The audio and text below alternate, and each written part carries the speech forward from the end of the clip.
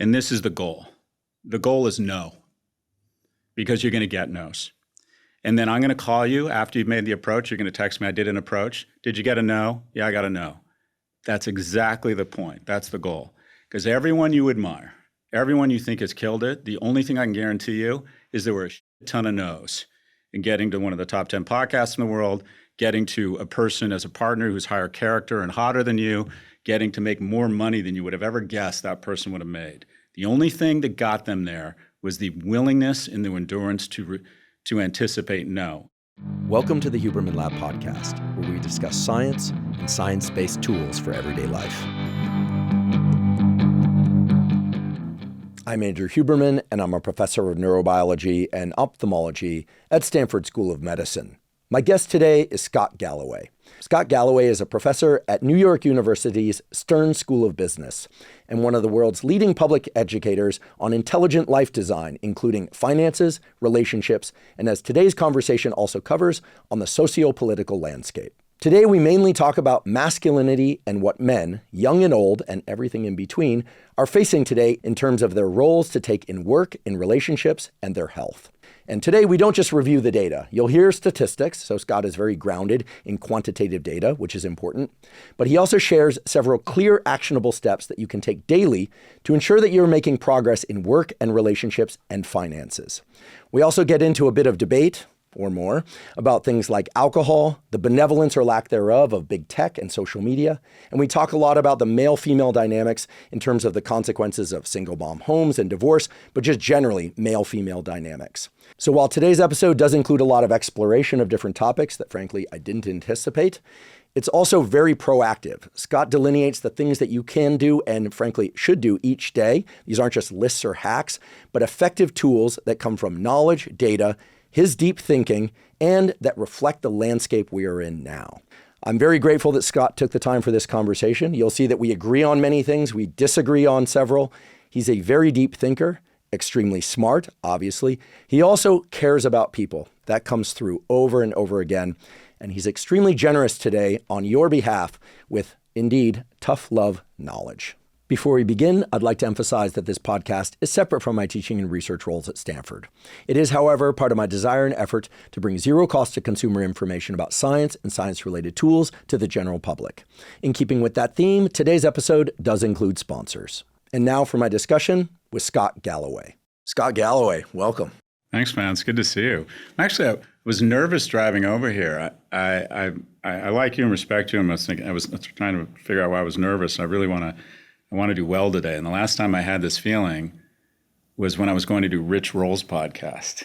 I really like you, I really like and respect Rich. And I remember thinking I had that same feeling. I wanted to do well. Anyways, good to be here. Oh man, well, great to have you here. It's funny you say that because, I was coming here and I was thinking, yeah, look up to Scott. I respect him. And we've had one conversation prior to this that ended up being quite extended conversation. And I told Rob right before coming in here, our producer, I'm super fired up to learn from you and just sit down and chat with you. So I actually am going to do something differently this podcast than any other podcast, which is the question I'm about to ask or the kind of thing I'm about to pose, I normally would do off camera. Okay. I'm going to do it on camera, which is coming in here today, it occurred to me that we how old are you? I'm going to be 62 in November. 62. You look great, man. Thanks, you man. can share what you're doing if we get at the time, fitness-wise. I'm 50, and the risk we run into, I realize, is that when I was 16, 20, 30, et cetera, yes, I wanted knowledge, maybe even wisdom from elders, but I also knew with certainty that they didn't understand a thing about what it was like to be that age at that time. So I realized that as much as we might think we know, we don't know what it's like to be 16, 25, 30, 40-year-old men, and we'll also talk about women today, but probably mostly men, in 2026. And so how do we reconcile that in a discussion like this? I just wanted to ask you, how do you think about that? Because so much of your content and what you're teaching out there is about timeless truths, but there's also a lot of things that are happening now, not just pain points, but maybe opportunities that, I don't know, how do you think about, do we really know? How should we pass along information in a way that's truly useful to people? Because that's what, obviously, we both want this to be about. Well, just what you said, you can't fully relate to a 16 if you're not 16 years old and know what they're going through. And what, you guys are skateboarders. And when I was 16, I got home and it was either watch cartoons until my mom got home, or it was take risks and go out and find friends and do things. And now there's so much temptation at home between big tech and having a casino in your pocket and Netflix in your pocket and porn in your pocket. It's just hard to relate to what they go through. I think the first thing is just acknowledging, you don't know what you don't know. And then turning to data, because there are people who look at the data. And I try to counter my biases or my uninformed theses with data. And so I try to find good people, good research, and inform it. Also, it helps. I have 15 and 18-year-old sons. I ask them a lot. I observe them a lot. I hang out with them a lot. And you start to pick up on stuff. But I think the first is just being open to people pushing back and recognizing, unfortunately, every once in a while in the comment, when someone points something out and going, if it really hurts and it's upsetting, it's usually because they're right. And they found some soft tissue and they've pressed on it. So, and I'm trying to be open to learning and just acknowledging when I got it wrong. What do you think are could be 3, could be 5, could be 10 things that all males should strive to check the boxes on in order to have a good life, not just to, be great in some particular role, but like what are the macronutrients, in your opinion, of becoming a healthy, happy, fulfilled male? I think every person, not just every man, needs a code. And that is, you're going to be faced with hundreds of decisions each day, and you want to make, generally speaking, a higher proportion of good decisions than the peer group, right? So what helps is a code. Some people get that code from religion, the military, their really strong family connections. I actually got my first kind of code from my first job. I worked at Morgan Stanley, and there was just a certain level of professionalism. I got code from sports at UCLA. But I wonder, there's so many lost men right now. I wonder if masculinity can be a code, or some sort of aspirational form of masculinity where people born as males might have an easier time leaning in. And I should also say that I don't think masculinity or femininity are sequestered to people born as males or females. I'm drawn to men who are more feminine as friends. My close friends kind of take care of me and are more nurturing. But I think for young men, if they feel like they can lean into some positive masculine attributes, that it could serve as a code. So I loosely break it down into 3 very reductive qualities. And that is, the first is to be a provider. I'm not talking about the way the world is, but the way the world should be. I think every young man should have a plan and have an assumption that at some point he will have to be the economic lead or provider for his family. Sometimes that means getting out of the way of your partner who's better at that whole money thing. Sometimes it means providing more domestic or emotional support and labor if your partner is accelerating economically. When my partner had a kid, she was working at Goldman Sachs. She was making more money than me. I was a new academic at NYU. I was making $160,000 living in New York, which may sound like a lot of money, but it wasn't. And she was making substantially more. So I tried to pick up slack and provide more labor at home and take charge of our finances. But I think at the outset, trying to find a plan to be economically relevant in a capitalist society is really important, because whether we like to admit it or not, a male from a self-esteem standpoint, from a sexual currency standpoint, from the esteem of the tribe or the society, is going to be disproportionately evaluated based on your economic viability. So from an early age, try and have a plan. You may not have to stick to that plan. I'm not saying you got to go to Harvard and go to work at Goldman Sachs, but maybe you're going to go to trade school, learn how to install energy efficient HVAC, but you just need a plan to be moving towards something. The second is protector. If you think about the most masculine jobs, fireman, cop, military, the notion is you develop skills and strengths such that you can protect others. And the most, if you will, manly, masculine, satisfied I ever feel is at night when I feel as if my family feels protected. The kids are asleep, my partner feels loved and supported, and I've been able to, hopefully through partnership, through economic viability, been able to provide a warm, comfortable life for them so they can focus on the things that are important to them. And I think, unfortunately, a lot of men that we should look up to, whether it's the president, I apologize for getting political, or the wealthiest man in the world, who are naturally going to be seen as male role models, they seem to have skipped the protection part. That the whole shooting match, the whole reason you make money, that's the means, but the ends is such that you can protect others. I find that's the most rewarding thing in the world. And then finally, procreator.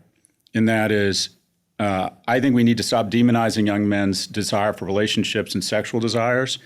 I think a young man wanting to have sex can be a tremendous motivator to be a better man. It's like fire. It can be incredibly destructive, but if you put it in a steel casing with spark plugs, it can create tremendous progress. And the story I use is that I was at the Raleigh Hotel in Miami, and I saw a very attractive woman. And it was the middle of the day, and without the benefit of alcohol, I didn't have the confidence to approach her. But I promised myself I was going to approach her, and then I went out to get my car from the valet, and was sitting in the car, and I'm like, God, you're such a fucking wimp. So I ran back in, went up to her, and said, hi, I'm Scott, where are you from? Anyways, long story short, 18 months later, our son's middle name is born was Raleigh. And I didn't look at her, Andrew, and think I'd really like lower rates on auto insurance. I looked at her and thought I'd really like to have sex with her. And I think young men's desire for relationships and sex, if channeled correctly, makes you want to be a better man. Have a kindness practice, demonstrate excellence, shower for God's sakes, work out, have a plan. Have resilience, have perseverance, demonstrate excellence. So in sum, provider, protector, procreator, where I think I missed it in the book, and I'd love your response because I'm open to criticism here, is one, that's what worked for me. And I think a lot of younger people, there's different forms of masculinity that don't necessarily involve being economically secure or finding a mate. And also the component I've really missed is service. And I think a great kind of one question or proxy for masculinity in terms of what you do every day is, are you optimizing for attention or service, right? And then the litmus test that Richard Reeves kind of gave me, who's sort of my Yoda on this stuff, is this notion of surplus value. That some men are born males, but they die never having become men. It's not about a religious ceremony and age, or some sort of experience or ritual. It's about, at some point, can you honestly look in the mirror and say, I add surplus value. I create more tax revenue and jobs than I absorb. Everyone absorbs tax revenue if you're in America. I listen to more people complain than I complain, right? I love more people than love me. And I didn't get that. I don't think I really became a man well into my 40s because I took a capitalist approach to relationships. I always wanted more. I wanted a girlfriend that was better to me than I was to her. I wanted a job where I was getting paid more maybe than I was contributing. And then what you realize as you get older is the whole shooting match is to create surplus value, be a better friend, be a better partner. There's no way my kids will ever be able to return as much as I've invested in them. I mean, we have these, the Hallmark Channel and insurance commercials will tell me that I'll have these moments, and I get those. But my kids are never up at 2 a.m. worried about me. They just aren't, right? I'm spending a ton. I always say to them, you're adding negative value. Just be clear. You go to these amazing schools, all these talented people, negative value. Me and your mom, we are constantly investing in you. It's be impossible for you to pass back. What I figured out is that's the whole shooting match. Is I'm finally, Andrew, at a place of surplus value. I apologize for the word salad. Provider, protector, procreator. Are you optimizing for service, not attention? And can you really say that you add surplus value? I'd like to take a quick break to acknowledge one of our sponsors, David. David makes protein bars unlike any other. Their newest bar, the Bronze Bar, has 20 grams of protein, only 150 calories, and 0 grams of sugar. I have to say, these are the best tasting protein bars I've ever had, and I've tried a lot of protein bars over the years. These new David bars have a marshmallow base, and they're covered in chocolate coating, and they're absolutely incredible. I, of course, eat regular whole foods. I eat meat, chicken, fish, eggs, fruits, vegetables, etc. But I also make it a point to eat 1 or 2 David bars per day as a snack, which makes it easy to hit my protein goal of 1 gram of protein per pound of body weight. And that allows me to take in the protein I need without consuming excess calories. I love all the David Bronze Bar flavors, including cookie dough, caramel chocolate, double chocolate, peanut butter chocolate. They all actually taste like candy bars. Again, they're amazing. But again, they have no sugar and they have 20 grams of protein with just 150 calories. If you'd like to try David, you can go to davidprotein.com/Huberman. Right now, David is offering a deal where if you buy 4 cartons, you get the 5th carton for free. You can also find David on Amazon or in stores such as Target, Walmart, and Kroger. Again, to get the 5th carton for free, go to davidprotein.com/Huberman. Today's episode is also brought to us by Wealthfront. In today's financial landscape of constant market shifts and chaotic news, it's easy to feel uncertain about how to save and invest your money. Wealthfront is the solution that helps you take control of your money while managing risk. For nearly a decade, I've trusted Wealthfront to navigate this volatility. With the Wealthfront cash account, I can earn 3.3% annual percentage yield, or APY, on my cash from program banks. And I know my money is growing until I'm ready to spend it or invest it.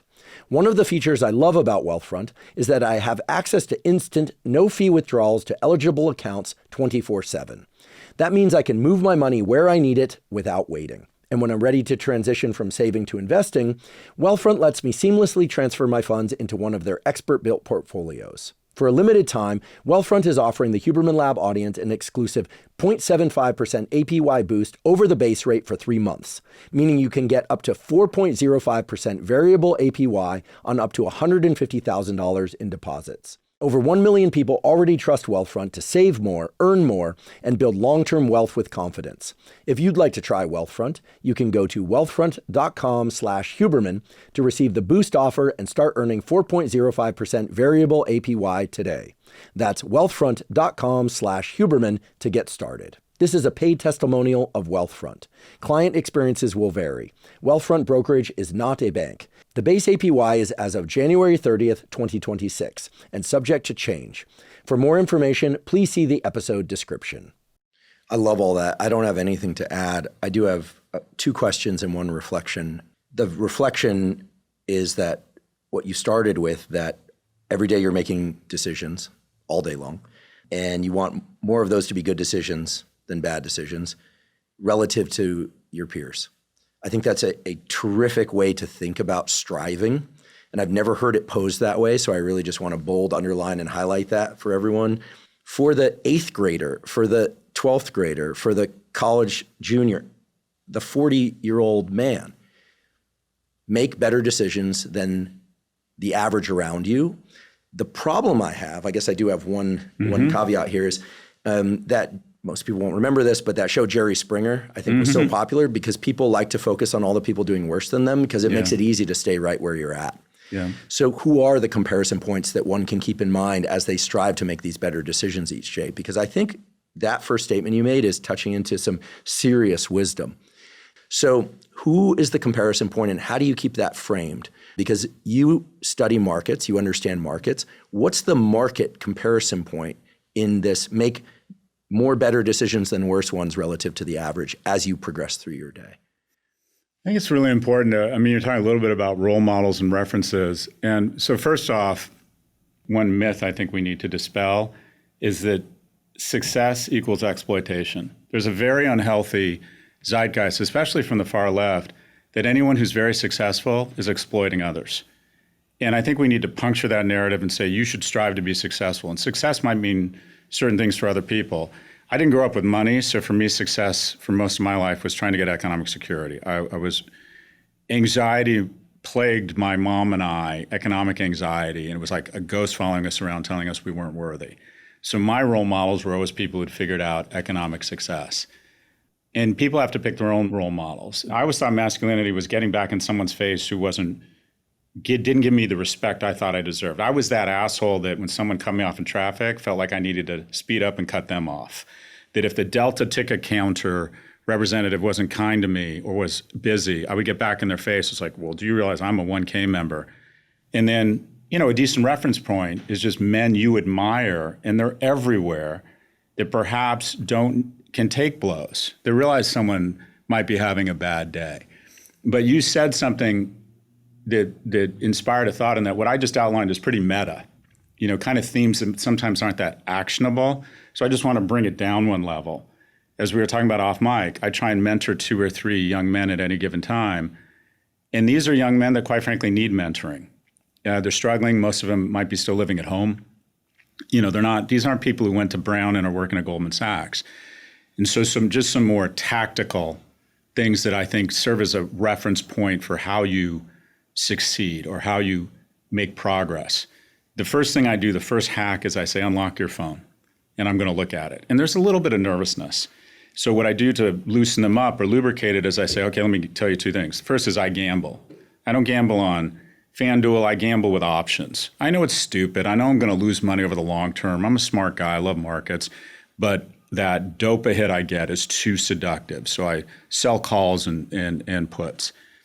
I consume porn. That's sort of not, that's an embarrassing thing to say at 61. But yeah, I still consume porn. But I tell them that and it lubricates or it makes them more comfortable. I open their phone. Everyone has an advantage. Most young men who are not excelling, if you will, by traditional Western capitalist standards, their advantage is capital, specifically their human capital. They have time. And within about 5 to 7 minutes, I can find 8 hours of time from TikTok, from X, from porn, from gambling sites, from YouTube. I'm like, we're going to find 8 hours. You tell me we're going to reduce this 8 hours. And next week, I'm going to check. And we're going to reallocate that capital into 3 things.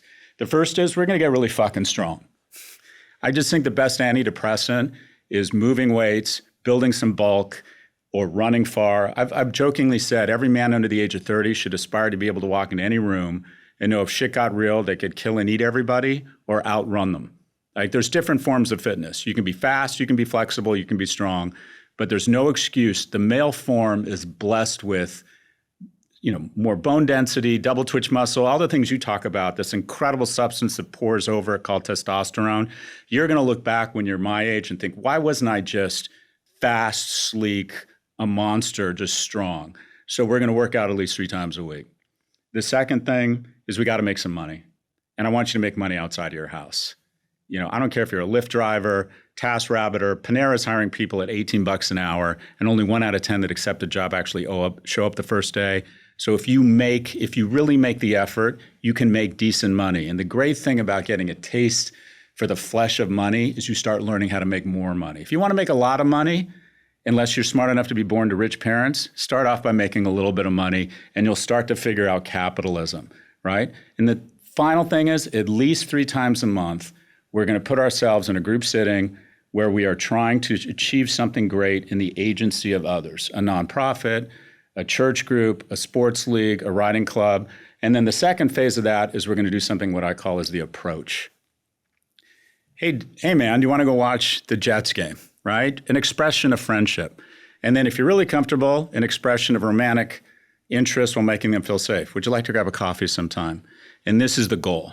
The goal is no, because you're going to get no's. And then I'm going to call you after you've made the approach. You're going to text me, I did an approach. Did you get a no? Yeah, I got a no. That's exactly the point. That's the goal. Because everyone you admire, everyone you think has killed it, the only thing I can guarantee you is there were a shit ton of no's. And getting to one of the top 10 podcasts in the world, getting to a person as a partner who's higher character and hotter than you, getting to make more money than you would have ever guessed that person would have made. The only thing that got them there was the willingness and the endurance to anticipate no. And unfortunately, big tech is setting up an algorithm that convinces you that a frictionless life is a good life and that you never need to endure no. And what you end up with is a lack of skills to persevere, to realize you're okay. And that's what I asked the kids the next day. Are you okay? Yeah, I'm bummed out, but you're okay. If a man under the age of 30 works out 3 times a week, works 30 hours a week outside of the house, right, and is volunteering, that immediately puts him in the top 8% of all young men. And I apologize for the word salad here, but something I hate is the incel movement, involuntarily celibate, right? Throughout history, 99% of men have been involuntarily celibate for most of their lives. There's few things young men would rather be doing than having sex. Only 40% of men have reproduced throughout history, 80% of women. So no man has a birthright to reproduce. In the West, it's actually now 75%. So young men have more agency than they ever have. Now, if you do those things, right, just those 3 things, work outside of the house, work out, have a kindness practice, volunteer in the service of others, you're immediately going to put yourself in the top decile of young men. And if you're in the top decile of young men, I can guarantee you, over time, you will become voluntarily incelibate, which is awesome because you'll establish a relationship. And young men under the age of 30, a lot of the research shows, benefit more from a relationship than women. Yet only 1 in 3 men under the age of 30 is in a relationship, whereas 2 in 3 women are in a relationship. And you think, well, Scott, that's mathematically impossible. It's not because women are dating older because they want more economically and emotionally viable men. So I'll circle back to the more tactical recommendations. Get fit, start making some money, have a plan, and start doing things in the agency of others. I think the ultimate hack for depression, or if you're feeling bad about yourself, is to start helping others and to always keep in mind, and this is the hard part, that the antichrist of your progress as a young man, the devil, the fucking enemy, the villain here, the Bond villain with trillions of dollars is big tech. They are trying to figure out with AI 1,000,000 times a second how to convince you to spend 1 more second a day on your phone sequestered from your relationships because they're a shareholder value. 40% of the S&P is 10 companies whose sole mission is to monetize your time. And unfortunately, they're not bad people, but what they're doing has resulted in a small group, a cohort of men, it's not small, millions of men who are evolving into a new species of asocial, asexual males who wake up at the age of 30 thinking they've had a frictionless life, living at home, obese, anxious, and depressed, having never developed the skills that they need to do well professionally, personally. So big tech is not your friend. If you do not figure out how to modulate big tech products, whether it's Instagram or YouTube, you are falling into a trap of eventually being sequestered and not developing the skills to establish the most important thing in life, and that is relationships. 2 questions about big tech, and I'll just push back a little bit on the big tech thing, not because I'm afraid of big tech. I did grow up in Silicon Valley, so I when you're at Stanford. Invariably have a different relationship to it. And I'm not name dropping. I happen to be close with some of the people that run these companies or in number 2 or number 4 slots or, in some cases who run the companies. One who I've never met, who I'll just raise first, is who you referred to earlier. The richest man in the world is Elon Musk. Yep. And I was frankly a little bit surprised that you called him out when discussing the importance of being a protector. Mm-hmm. I understand the political side. Well, let's just, for the moment, I will just set Trump aside, very polarizing figure. Happy to go there if you want, but I know your stance on him. But the mention of Elon as a non-protector surprised me because I think of Elon as somebody who seems to love his children very much. He's organized family differently than most, but he certainly has the capacity to take care of them, who is committed to big projects. I mean, a superhuman level of output in terms of just Neuralink, the field that I'm closest to, right? Phenomenal progress, and that's just one of the SpaceX, Neuralink, Tesla, X, et cetera. So I'm just curious what motivated that. Sure.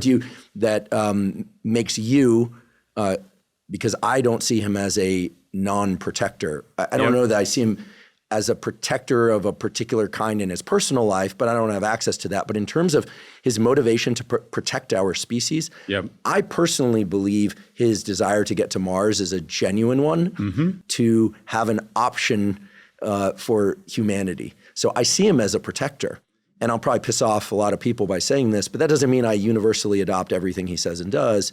But I see him as kind of an awesome figure in our history who's like, let's get to Mars in case this Earth thing doesn't work out. And also, let's get to Mars because it's awesome. I think that's an entirely fair viewpoint, and you're adding nuance to it. So let's talk about Elon Musk. If I had a red button that I could push and get rid of all of big tech or Elon Musk, somehow he could float away like a Gabriel Garcia Marquez character and not die, but just not have happened, I wouldn't press the button. I think big tech and Elon Musk are net goods for the world. We're going to get to EVs. We're going to get to Mars faster because of Elon Musk. He inspired the EV race, which is good for the world. The problem is with the word net. And as it relates to masculinity and as a role model for young men, he's probably one of the best role models in terms of being super aggressive, taking risks, ignoring the noise, and just being laser-like focused, telling an amazing story, garnering capital. I mean, there's just no getting around it. The guy's just an inspiration. I think the whole shooting match is, if you become the richest man in the world, I think you move to protection. I would argue that he's not a great role model and that he has not done a great job of convincing younger men that protection and taking care of others, I think the way he acquits himself online by punching down, when he says something mean about somebody, And I know this and I'm fine because I have money and I'm not dependent upon any one person's opinion of me. But if he says something negative about you and calls you names, his 120 million followers come for you. And I think as a general rule, and this is true for everybody, but especially for men, you never punch down. You just don't. I make personal attacks on people. This is technically a personal attack on Elon Musk. To call someone not good, a good role model, that's a personal attack. But I never make personal attacks of anyone who isn't markedly more powerful than me. And I find that a lot of these people, Donald Trump and Elon Musk, have no problem punching down. So again, it goes back to this. Is he a net good for the world? I acknowledge the point, and I would even argue, yeah, he is. But he should also be held accountable for his blessings. I can't stand the fact that he shitposts America and the government. If you look at the most successful companies in the world, they're littered up and down the coast we're on right now, whether it's Qualcomm in San Diego, SpaceX and Snap here, head north to Salesforce and Meta and Google, keep going, you hit Amazon and Microsoft, and then it stops once you get to the Canadian border. And then you have to go all the way up to Lululemon to find a multi-billion-dollar company. Come back down to where you teach at UC San Diego and those great companies, and it stops. And you got to go to another 7,000 kilometers to get to Mercado Libre in Buenos Aires. There's something about America that creates unbelievable opportunity, that creates the wealthiest men in the world. And I find that these tech brothers have a total lack of appreciation for the sacrifices in the system built in America and are the first to shitpost the government and complain about regulation and things getting in the way. I find that especially obnoxious. But let me acknowledge the point. I think on the whole, Elon Musk and big tech are a net good for the world, but that doesn't mean we shouldn't hold them accountable and ask, why would you do these things when you're so blessed? So this gets to the heart of something that I think is extremely important, which is we're living in the age of everything pretty much being public about public figures. Not everything, but many more facets of their lives than ever before in history, in part because they share many more facets of their lives. It's not just that stuff gets unearthed. It's like they're talking about their company. They're also in the role of arguing with their ex sometimes online. You know, you see that. Their kids sometimes will be apparent who they are. You know, it's interesting. My dad, first generation immigrant who came here, became a scientist, and he's from Argentina. And along these lines, he always said it was funny to him that when you would go to somebody's office in the United States, a professor or a businessman or something, the picture of his family was facing out. He said that was so weird. He said in Argentina, your picture of your wife and your kids and your dog, we're facing in. That's yours. You don't share that with a person coming to your office. Like, who would do that? This oversharing thing, when you look back, is a kind of a long-standing theme in American business, and it shows up even more so, of course, online. So to me, this idea of, okay, Elon, for instance, but very different role model figure, someone that I consider a close friend, Jocko Willink, incredibly impressive, true warrior, great dad, great husband. I know his family, amazing human being in so many ways. And he's kind of like the tough football coach that a lot of guys didn't have, that younger guys. I think that's one of the reasons people gravitate towards him. You don't wonder whether or not he really can do what he says you ought to do, because he does it every day and he posts it on his watch. So Jocko's a really good example of somebody that people admire. And I consider Jocko one example. So why not look at public figures, you and perhaps even me, for instance, and just look at these people as a buffet of options to adopt certain traits but not others. Be doing great things, and assuming that the other things they're doing aren't truly atrocious, right? I mean, criminal, atrocious, I don't know that we're asking the people who are role models, leaders, business leaders, I don't think we're placing a reasonable expectation on them. I don't say this for any personal reasons. I've known I'm replete with flaws for a very long time, so I don't claim to not have them, never have. But then young guys might be thinking, well, I have to be perfect too. And if I'm not perfect and I don't have 150 million followers, I better have a fraternity of people to protect me. This is the kind of the underlying current that I think has driven the toxic end of the, hate the word, the manosphere. I hate it because it's become too mishmashy. It's not even a continuum. It's just a mess. So what do you have to say and think about the expectation that the leaders of the world, the role models, not have these flaws. At the same time, telling guys, hey, like ask and get told no. I mean, you and I both know, I don't know if it's real world data or if it's statistical data, but I have many women friends in my life and I have a sister. If an attractive guy rolls up on a woman and says, hey, you want to get coffee sometime? It's romantic. It's romantic. If a guy that's not attractive does that, creepy.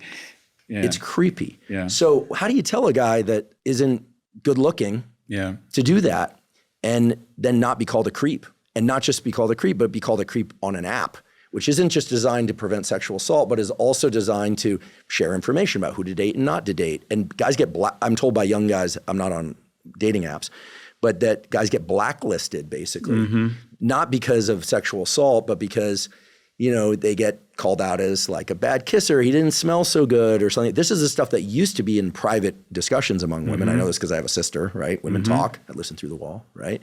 What they talk about. And now it's public. There's parallel construction here. I'm sure you're tracking it. But for everyone listening, it's like, this is a serious problem.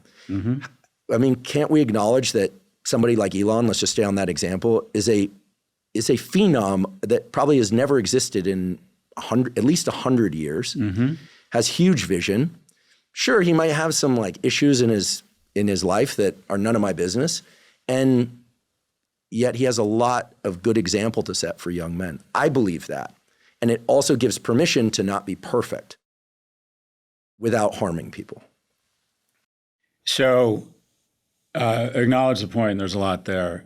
But I still think if someone is constantly optimizing for attention to draw cheap capital to his firms and is very open and very critical of others and is probably the most dominant force in electing the next president, that we should pay very close attention to his activities, whether it's reported addiction to ketamine and sleeping with a loaded gun next to his bed and not living with any of his children, whether it's... You think that should be public fair game?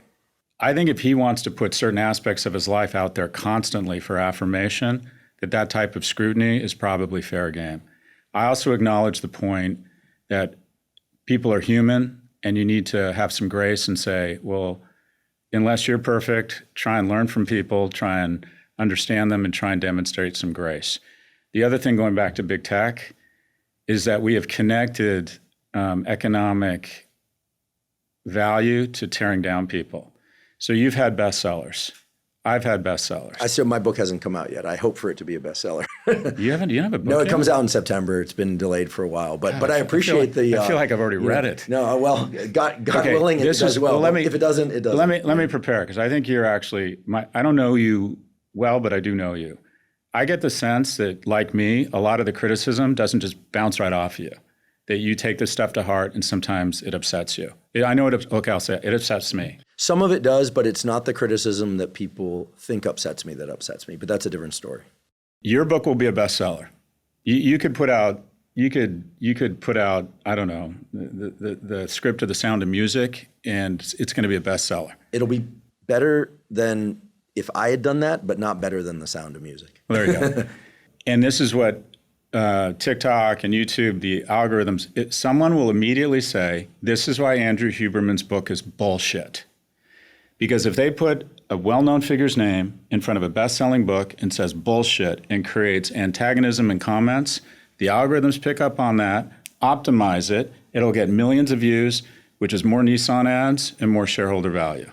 So there is not only a healthy check on people's power, more scrutiny. The president should get a lot of scrutiny. The president deserves to have his business and personal life, to a certain extent, at least where it demonstrates character, looked into and examined. And I think a certain amount of power and healthy check on power is probably a healthy thing. Unfortunately now, there's economic incentive around tearing people down. Like, I don't know about you, I do have a real fear. I am highly imperfect, professionally and personally. I've engaged in a lot of professional and personal behavior that I am not proud of. I've been divorced. I haven't been as kind to people that have worked for me as I should have been. And I'm worried it's all going to come crashing down. And a lot of times I feel like the stuff I'm saying on podcasts like this, I'm trying to portray myself as being better than I actually am. I have huge imposter syndrome. And big tech has an economic incentive in trying to find as many guardians of gotcha pins as possible Because if you get to a certain point of fame or credibility, there's just too much money in trying to find the soft tissue on you. So there's a very unhealthy attribute in our society where we're all just waiting for bad news, and there's economic incentive to say, well, this person isn't perfect. Look what this person did. So I agree with you. We need to demonstrate a little bit more grace. Something I really hate about my party, I consider myself a proud progressive, is these purity tests, right? That, I put out a picture of me and a bunch of buddies that I went to UCLA with. One's an aircraft carrier pilot, one's an ophthalmologist. Like, it was a picture of all of us, and I've said, find impressive men and befriend them. I think I saw that post. You were the one towering over the rest of them. Yeah, I think I've shrunk. Huh? It's not weird. You're a tall guy. No, I don't think you're. Well, I only know you now. I was 6'3" in college. I'm 6'1.5" now. That's nice. I'm at an age where I'm shrinking. Anyways, and I knew I was just waiting for it. White privilege. What a douchebag. What, just all the comments and all the sort of, people coming after you, right? Or people who can't just say, oh, good for you, well done. And that's just part of it. And that's a small price to pay for a certain level of success. But the algorithms immediately grab that and elevate it because there's money in antagonism. A thoughtful, nuanced conversation online and a positive reinforcing comment, that doesn't tickle the sensors. If you can create a fight online, if you say mRNA vaccines alter your DNA, you're going to get a lot of comments, and the algorithms love that, and it'll elevate it. So unfortunately, we have attached 40% of the market value of the S&P to incendiary content that tears us apart. And the result is people now don't believe that Russian troops pouring over the border in Ukraine is their enemy. They believe that their neighbor with a Trump sign is their real enemy. Or someone who doesn't believe your ideology around gender politics is your enemy. And unfortunately, it's being, I believe, and I know this sounds paranoid, but it doesn't mean I'm wrong, these porous platforms that have an economic incentive and antagonistic content are being fueled by bad actors, whether it's the GRU or the CCP, who look at America and say, we can't beat them economically, we can't beat them kinetically, so let's get them to hate each other. And that is, Americans now perceive other Americans as the biggest threat. So one, it is healthy to look at powerful people that have huge influence, such as you and to a lesser extent me, and question their beliefs and write critical articles of them. It crushed me when I can't remember if it was the Atlantic or the New Yorker came out with sort of a critical review of my book. It was really upsetting to me. And I think part of the thing that was so upsetting was, when we were talking about this off mic, it meant some of it was true. That's healthy. It's healthy when there's thoughtful criticism around your book. But when I have hundreds of comments accusing me of shit that never happened, and then you look at it and it's Dog Mom Wisconsin 331 with 3 followers, that's a bot. And the fact that these platforms choose not to screen out those bots because they know more incendiary comments that create more comments and more Nissan ads, I think that is tearing at the fabric of America. But I just want to acknowledge the point. I think maturity is realizing people aren't perfect, learn from them what you can. But I do think the wealthiest man in the world and the president should be held to a higher standard. I think they have extraordinary blessings. I think their decisions matter. And I think the scrutiny they come under is warranted. And I will say this, I think the president, to a certain extent, Elon Musk, have created a lot of cloud cover for our imperfections. As many of you know, I've been taking AG1 for nearly 15 years now. I discovered it way back in 2012, long before I ever had a podcast, and I've been taking it every day since. The reason I started taking it, and the reason I still take it, is because AG1 is, to my knowledge, the highest quality and most comprehensive of the foundational nutritional supplements on the market.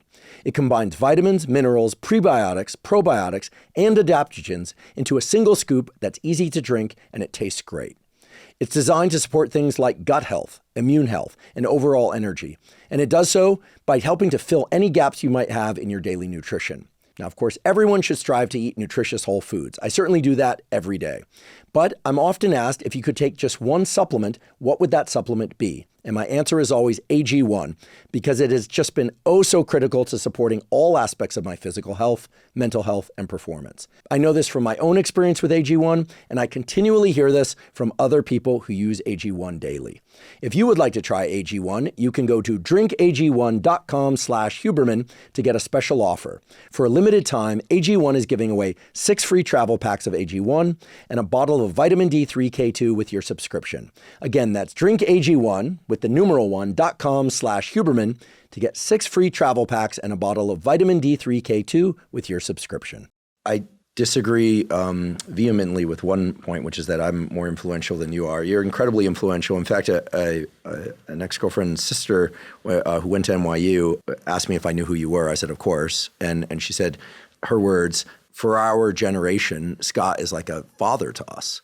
It's like and she happens to be in venture capital, but so maybe there's a finance link there too. But I pressed on that a little bit and just asked, and she said, yeah, like we look up to him, we listen to him. He's very paternal to us. So I thought you might appreciate that. I do appreciate that. Although I would have coming from a woman as well. I'd appreciate it more if she'd said older brother. I'm very conscious of my age now. Are you? But really? Oh, 100%. You're in your 60s. You're super fit. You got 2 healthy boys. You're in a happy relationship. You got huge reach. I imagine your bank accounts are fine, and you're actively engaged in service. In my eyes, you're doing great. I appreciate that, but I'd rather be in this spot at 41, not 61. I'm very self-conscious about my age, but I just want to go back to something I think that gets in the way of success, and has been a huge unlock for me it's not, but your fear of criticism. If you're going to be successful, you're going to face criticism. Starting a business is subjecting yourself to public failure. I want to go back to something you said about approaching women and guys being afraid to be that guy. I think some of that is a little bit exaggerated. And that most women, if you are respectful, the vast majority of women, if you're respectful and approach a woman at a bar, hi, how are you? And she's not interested, you're going to be fine, and you're both going to be fine. And just as I think there's 2 myths that are damaging to the mating market, which is really upsetting to me. One, that men think that all women are looking to, or a lot of women are looking to embarrass them and they might get canceled professionally.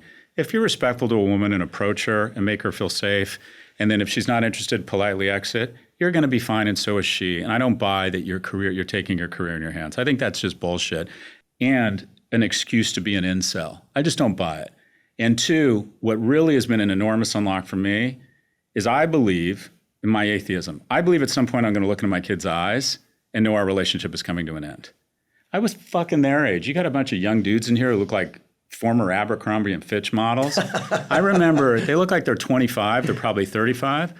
It was yesterday I was their age, which means just in an instant, I'm going to be, again, at that moment where I know I don't have much time left. And in 100 years, no one's going to give a shit what I said or thought or did or the mistakes I made.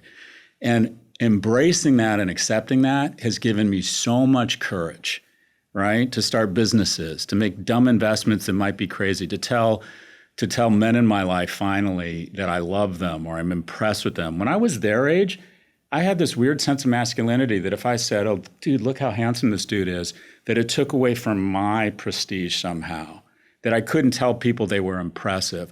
I couldn't tell a woman, God, I'm just crazy about you. And I would give anything to spend more time with you because I was worried that she wouldn't return my affection and I would be just too hurt and I had to be cool and like not need her or not. All this bullshit that got in the way of me really having a good life.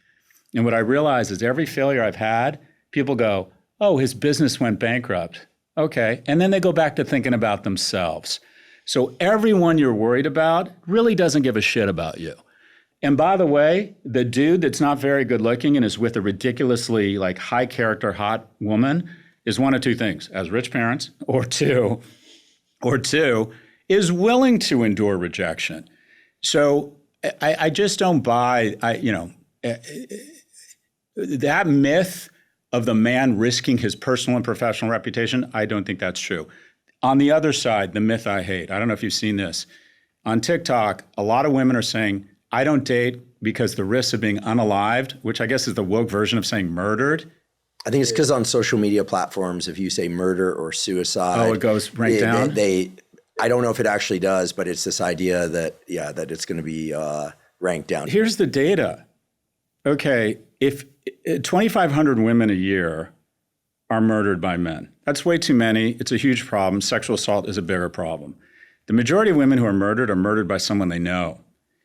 So the reality is a small number of women are murdered on dates with strangers. It just doesn't happen that often. And 40,000 men a year kill themselves. So if you go on a date with a man, the man is 16 times more likely to go home and hurt himself than hurt you. So what I would say to men is make the approach, take the risk, and as long as you're respectful, you're going to be fine, and so is she, and you are not taking your professional or personal reputation into your hands. And what I would say to women is if you go on a date with a guy that you met on an app, there's all sorts of digital breadcrumbs, and it's a lot, you are, and I can statistically prove this, the ride over in Uber, the Uber was a lot more dangerous than the date itself, and you are more likely to die of choking during dinner than to be hurt by that man. So what I hate is that there's all this inflammatory content being boosted on online media that's getting in the way of the most rewarding thing in life. And that is to find someone who you are physically attracted to, who you sync up with spiritually, and you decide to build a life together. And not enough of that is happening. We're in a sex recession, right? And online is making it worse. The dating apps have an incentive in you finding a bigger, better deal. And the genders have done an amazing job of convincing each other it's the other's fault. And I think one of the big foci that need to be really pay more attention to is what I call renewal of alliances. I'd love to see a renewal of alliances between us and our great allies in Europe. Renewal of allies who are moderates. I know nothing about you. I just can't believe you're an extremist on the left or the right. I just don't. Bullseye. There needs to be a renewal of alliances between what I'll call moderate lefties like me and moderate conservatives that are everywhere. We're all Americans, but the most important alliance that needs renewal is the greatest alliance in history, hands down, and it's the alliance between men and women. The integration of female and male energy, the ability to find someone you want to procreate with, to build something together, that is the most rewarding thing in life, and I can prove it's key to the species' progress and existence. And men and women have been taught not to trust each other and to blame each other. I hate the fucking manosphere, and I hate quite frankly, some of the reactionary notion on the left where it's misandry cosplaying as social commentary. There's a lot of bullshit misandry online where you're assuming every young man is a predator, and quite frankly, that every billionaire is evil or that every white person is racist. But the alliance between men and women needs to be reformed. It's the greatest alliance in history. And online, it's teaching men to blame women for their problems. No, women's ascent saved our ass. Women in the factory in World War II is the reason we won the war in 4 years, not in 7. Women going into the workforce in the 70s and 80s and protections of their rights for fair pay is the reason we're not a second-tier power to China right now. If women hadn't ascended, we'd be really squarely and duly fucked, right? And their ascent is in no way inversely correlated or correlated to men's descent. Men have to stop that bullshit. An immigrant didn't take your job. He made it such that you could have lower rent, a meal for a reasonable price, and have someone take care of your mother when she's older. And at the same time, if you're having romantic problems, it's not her fault. Women are ascending, and naturally, they have higher standards because they're no longer economically dependent upon men, which should be a motivator for men to level up, not to start blaming women. And all this shit is being totally inflamed and taken totally out of proportion by online because it creates more attention, it's interesting, it's novel, and it creates more Nissan ads. But I'm trying to figure out what is the economic incentive to try and figure out a way to get more men and women appreciating the other gender beyond just the basics, right? How do we renew that alliance? I love that statement. I saw somewhere, of all places, on X, every once in a while you encounter something that really sticks with you. Every once in a while there's a gem that just falls through, really makes you think. And I don't know who this person was. Might have been an account with one follower. And it landed in front of me and it said, the way you destroy a society is to get the men and women to hate each other. 100%. And as a biologist, first and foremost, I thought, well, that makes perfect sense, right? If you want to eradicate a population of any species, you get the males and the females to start hating each other. Not just because they don't mate, but because you throw off the mating dynamics in a way that then can create infighting among the males. We see that too, infighting among the women. Although, I don't know, I think that there's a lot to explore around this sort of what the standard is that we're holding the opposite sex to. It's an interesting question. I can't say I've really evolved my thinking around this enough to maybe dive into it, but I know you've thought about this. I think a lot of males hide behind this notion that they have to be everything, They have to be tall. They have to be rich. They have to be jacked. They have to be kind. They have to be, hopefully everyone's kind, but you know what I mean? That they can't say the wrong thing even once, so they're hiding behind that. And if they go out and look, they'll get plenty of evidence for that, right? No men, no protectors, no this. Actually, I did something I rarely do. Which is I brought my phone into this because right before I came in here, a woman that I've known for 20 years wrote and asked me if I would ask you a question. Wow. And no, and it's directly related to this. So I'm going to do this. Of course, I'm not going to say who this person is. And she said, because I mentioned that I'm speaking to you today, and she said, please tell Scott that I'd personally like to thank him for his efforts encouraging men to embrace their duties as protectors, providers, and generally just being accountable.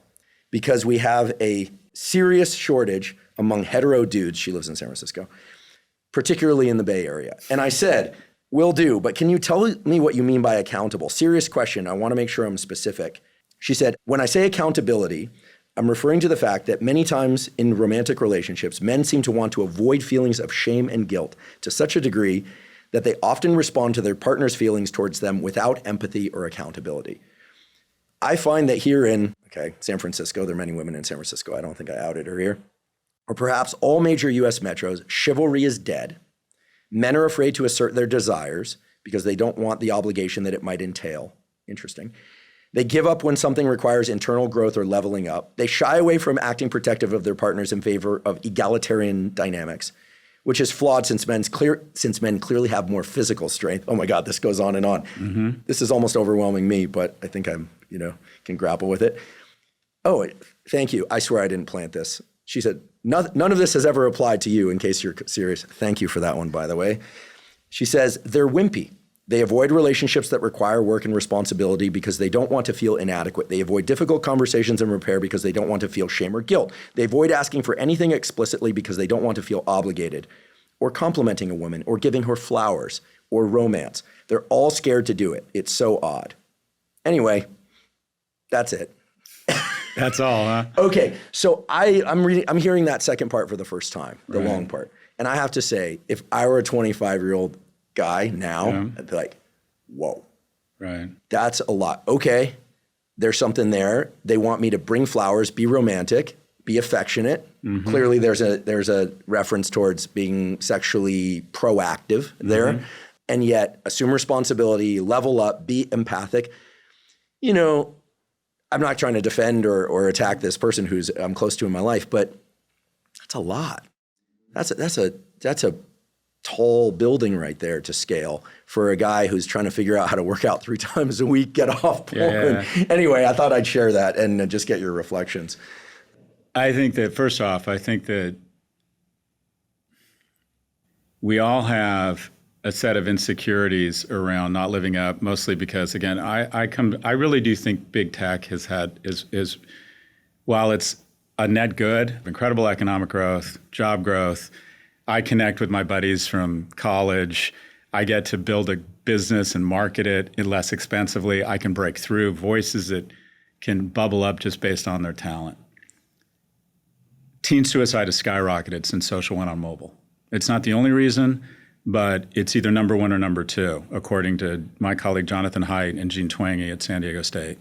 I don't believe there's any reason that anyone under the age of 16 should be on social media where they are encouraged, young girls are encouraged to sexualize themselves, or if they start having suicidal ideation, they are sent an email that says verbatim, here are some images on suicide we thought you might find interesting. Nice. But also it's created unreasonable expectations for a lot of young men and young women about what they need to look like. If they haven't made millions of dollars, if they aren't on a private jet going to Coachella, if they don't have a boyfriend with a six-pack, if they don't look just amazing all the time, I think it creates tremendous anxiety and unreasonable expectations. But I do, so I would argue that who's at fault? We're at fault. And that is we keep hoping or waiting for the better angels of tech CEOs to show up. That's not going to happen. I've been working my whole life with CEOs. They're going to make incremental decisions to do whatever moves the stock price up. That's their job. That's capitalism. Their job is to take a set of resources, figure out an offering where they get more than they paid to garner those resources and create shareholder value. They will do anything to do that. That's their job. And then we're supposed to tax them such that we can build our roads, take care of our veterans, and have a set of laws so they don't get out of control, so that they don't lie and say, no, smoking's not addictive. And then our mothers, our sisters, and our dads start dying, right? We have regulation. We are net beneficiaries from fossil fuels and pesticides, but we still have an EPA and an FDA. There's absolutely no regulation on big tech. There's more regulation in this mic than there is on big tech because they have weaponized Washington and money and Citizens United. There are more full-time lobbyists living in Washington, D.C., working for Amazon, one company, than there are sitting U.S. senators. So they have very effectively avoided all regulation to the point where they basically run unfettered, whether it's bots, whether it's harm to children, whether it's letting bad actors try and influence elections. And they, in my opinion, if your content can be reverse engineered to self-harm among teens, if we could prove statistically that your podcast was resulting in self-harm among teenage girls, this podcast would be shut down. You would be sued, and you would eventually decide to go out of business. Yeah, well, if we were harming people appropriately so. I would argue big tech does that and more every day. And these cases that just came down, actually one in LA that found Google liable. Do you realize that the New Mexico Attorney General, do you know what he did in his case? He created an account posing as a 12-year-old girl, and within minutes, he was getting messages and solicitations from known sexual abusers. That was their first piece of evidence, that if you create an account and you say you're a 12-year-old girl, within hours, they were getting overtures from known sexual predators. So the fact that this company can target you and know that I'm wearing Warby Parkers and start serving me ads by looking at the screen, or know that I'm at Coachella listening to David Byrne and start serving me albums of David Byrne's greatest hits, then they can figure out that a 12-year-old girl shouldn't be getting overtures from 55-year-old men. I'll bracket that sentence right. That very fair and very important statement. That if there were some balance of optimization towards real protections, that is important. But they made, I think, $11 billion last year from people under the age of 18. But you asked who's to blame? We're to blame because we haven't elected people who are willing to hold these companies accountable. And their sole mission is to get reelected. And in 97% of elections, whoever raises the most money gets reelected. And these companies are now the fastest growing expense line amongst big tech isn't AI as a percentage basis. It isn't R&D, it isn't CapEx, it's lobbying. Because the greatest ROI in history is spending money on politicians. I give money to politicians because I'm getting more politically active. And it doesn't surprise me that they're whores. The most disappointing thing is what cheap whores they are. If I give $50,000 to a senator, he'll have dinner with me when he's in New York, or she, because they have to. Because the system is set up such that whoever raises the most money gets elected, and big tech has figured that out. So until we have the judgment to elect people who are willing to stand up to big tech and actually implement safe and common sense regulation, I don't want them to go out of business. Let our thoroughbreds run. I actually believe the American model of less regulation versus more is one of the reasons we're much more successful than Europe, which hasn't grown in 20 years. But this has gotten to a point where we seem to have a total lack of regard for our children's well-being and the fact that Americans hate each other and that we're kind of eating ourselves from the inside out. So again, we need an EPA and an FDA or some sort of equivalent for big tech, especially with AI. But I want to acknowledge the point. None of this could have happened without fossil fuels. There is a trade-off here, right? Pesticides are important for our food safety, but there is an FDA. We have decided to just let big tech run unfettered. And I think it's gotten to the point where it's pretty damaging for society. I think we've robbed kids. My kids are in the kill zone, 15 and 18. I think they've been robbed of a lot of their youth. I understand this shit. And I have a son who has device addiction, who will lie, take his phone, say he doesn't feel well, take his phone into the bathroom for 45 minutes, and I have to bang on the door and jokingly scream, "Start masturbating," because this kid is addicted to TikTok. What the British did to the Chinese in terms of getting them addicted to opium, I think that the Chinese, via porous platforms that are shareholder-driven and the GRU, are addicting our youth. And we're going to raise a generation of civic, nonprofit, and military leaders who fucking hate America. We are teaching kids to hate each other, hate America, hate every special interest group, hate every ideology that doesn't fit their own. And there's no grace around what it means now, fortunate are we to be American. And I think at the center of it is a total lack of regulation amongst these incredibly brilliant companies. the most technologically sophisticated, deepest pocketed companies in the world are trying to sequester our youth from us, and they're stealing youth. The number of kids who see their friends every day has been cut in half the last 20 years. Men between the ages of 20 and 30 are spending less time outdoors, Andrew, than prison inmates. We are robbing youth because we refuse to regulate these companies. So do I want these companies to go away? Do I think they're bad people? No, but we have a system that values wealth and shareholder value above all. And so tech CEOs and their boards will make a series of incremental decisions regardless of the damage to the public. And we have a set of elected leaders that don't do their job, and that is they're there to prevent a tragedy to the commons. And it's Democrats and Republicans. So it comes down to very boring shit. Unless we reform Citizens United, unless we de-gerrymander the United States Congress, money is going to win. And these companies have more money. But no, I would push back. I think these companies are starting to do a lot of damage to our youth. I'm worried my kids are going to grow up so used to getting dopa so easily and squeezing it so fast, and this is your field, that we're flushing into society a series of young people who are so ready for addiction because they're so used to getting an automatic dopa by just flipping out their phone really fast. One thing that I don't think I've emphasized enough on this podcast, this and certainly not this, but other episodes as well, is a kind of reframe around the dopamine and phones. I'm not trying to correct you here, but I think it might be helpful for this discussion and for people listening to, we need to move our minds away from the idea that the phone is providing these dopamine hits, because it's not. The behavior with social media, but phones generally, is a lot more akin to true clinical grade obsessive compulsive disorder.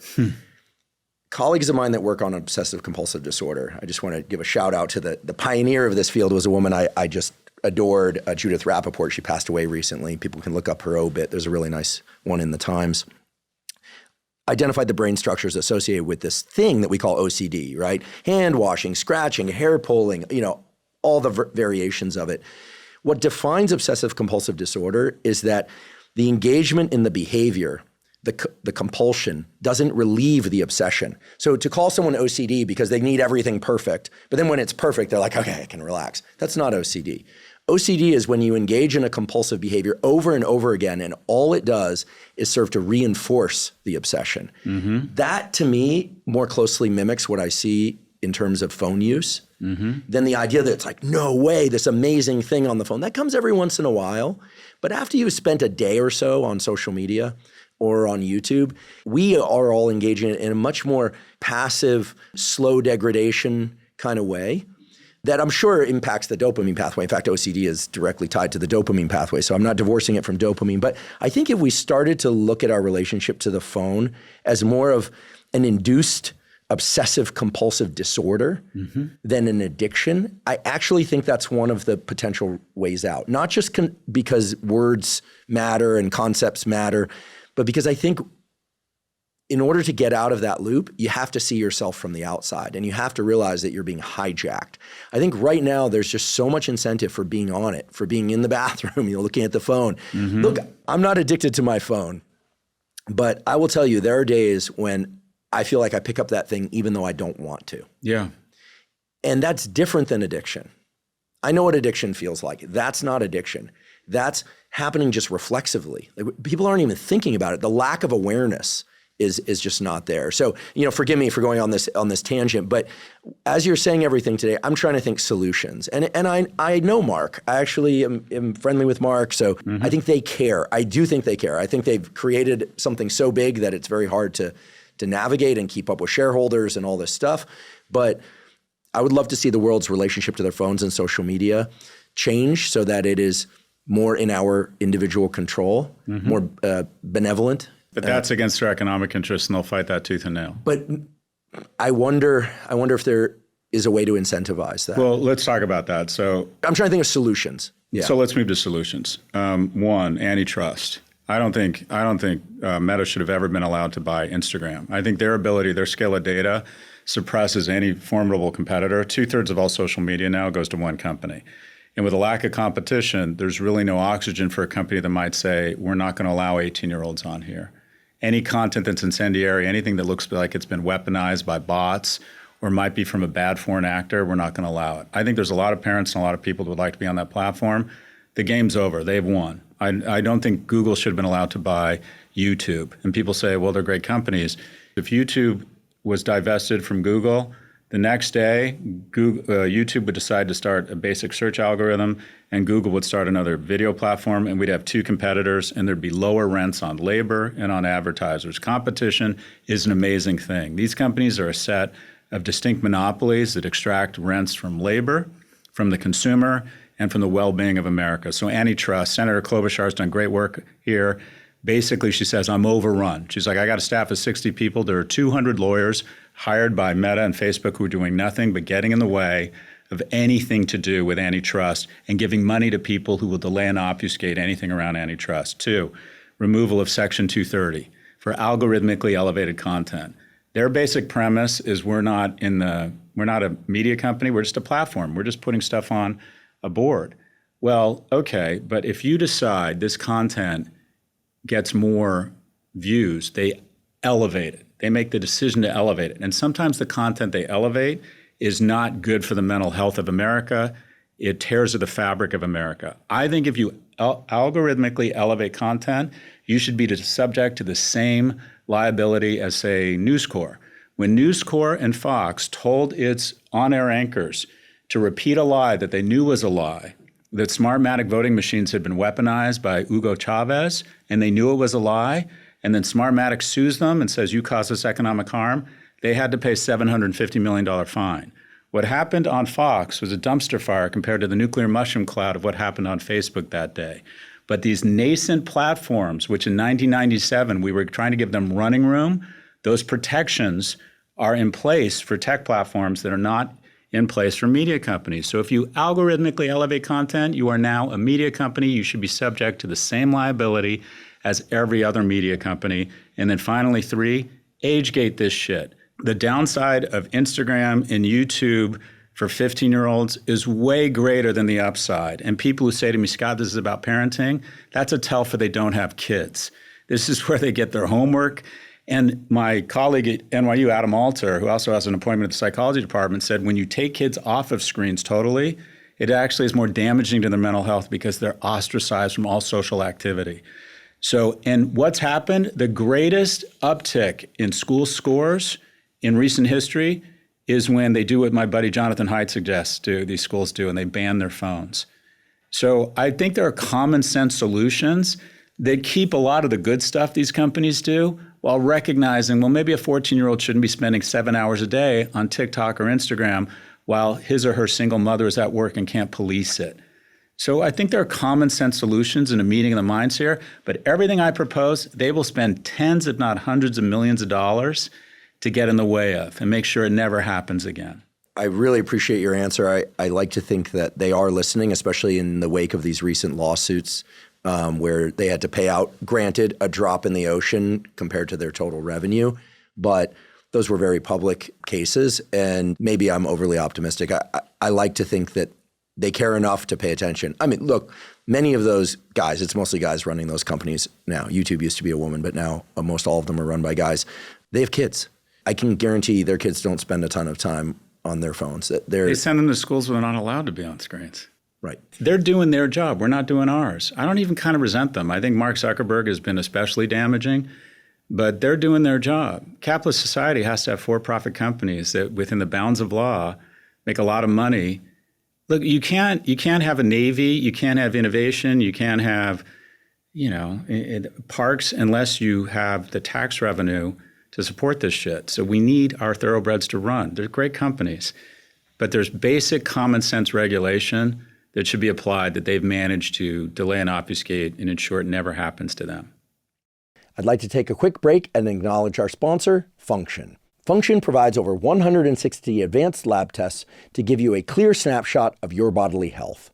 This snapshot gives insights into your heart health, hormone health, autoimmune function, nutrient levels, and much more. They've also recently added access to advanced MRI and CT scans.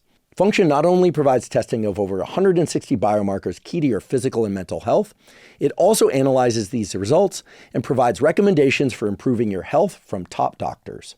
For example, in a recent test with Function, I learned that some of my blood lipids were slightly out of range. As a result, I decided to start supplementing with nattokinase, which can naturally help reduce LDL cholesterol, and it did. In a follow-up test, I could confirm that this strategy worked. My blood lipids are now back where I want them, in range. Comprehensive lab testing of the sort that Function offers is so important for health. And while I've been doing it for years, it's always been overly complicated and expensive. But now with Function, it's extremely easy and affordable. To learn more, visit functionhealth.com/Huberman and use the code Huberman for a $50 credit towards your membership. Glad you mentioned the Navy. Recently, I was invited out to the Naval Academy in Annapolis and had the privilege of giving a talk to 4,000 midshipmen, which includes both young men and women. Yep. It was an amazing experience. I'll tell you this. A guy who's been a guest on this podcast was the one that organized this, Coleman Ruiz, has an amazing life story. He's not particularly public facing, but amazing story of his own life. So you go there, and all these young men and women are, of course, in their cadet fatigues and going about. They live 2 to a dorm room. They do PT, physical activity, every morning at 5 a.m. Lunch was the most incredible experience. You walk into a dining hall with thousands of men and women, tons of noise. A bell goes off. Everyone's quiet. Everyone sits down. A bell goes off. Everyone starts eating. 15 minutes later, bell goes off. Everyone stands up and walks out. Everyone has to play a sport competitively. Everyone there is forbidden from using their phone most all of the day and night. One member of this dorm room might be studying while their roommate is sleeping. Every single question was about how to be a better human being physically, mentally, emotionally. And this visit was right in the early days of the recent war with Iran. So they had a lot to worry about. And they're very close to all these things. A young woman came up to me and told me that she's part of the space program, the military space program.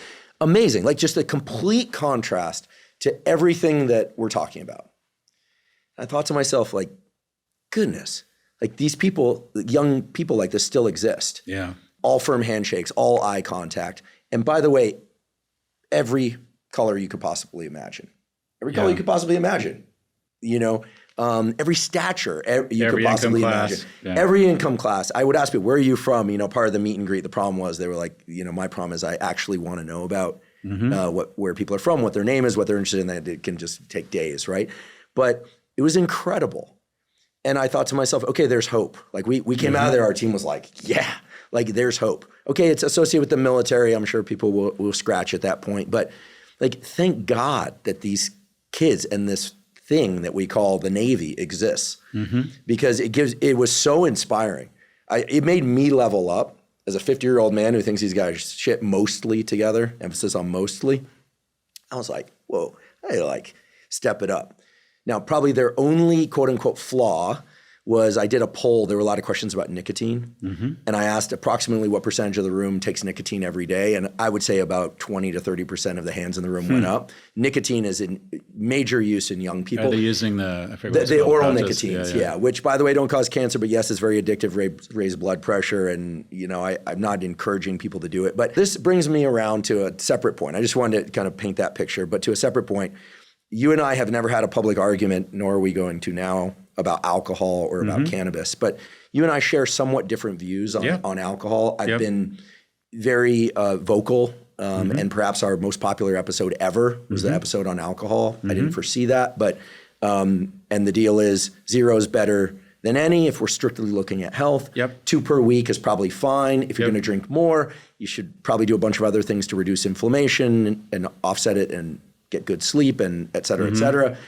I'm not telling people what to do. They should just know what they're doing.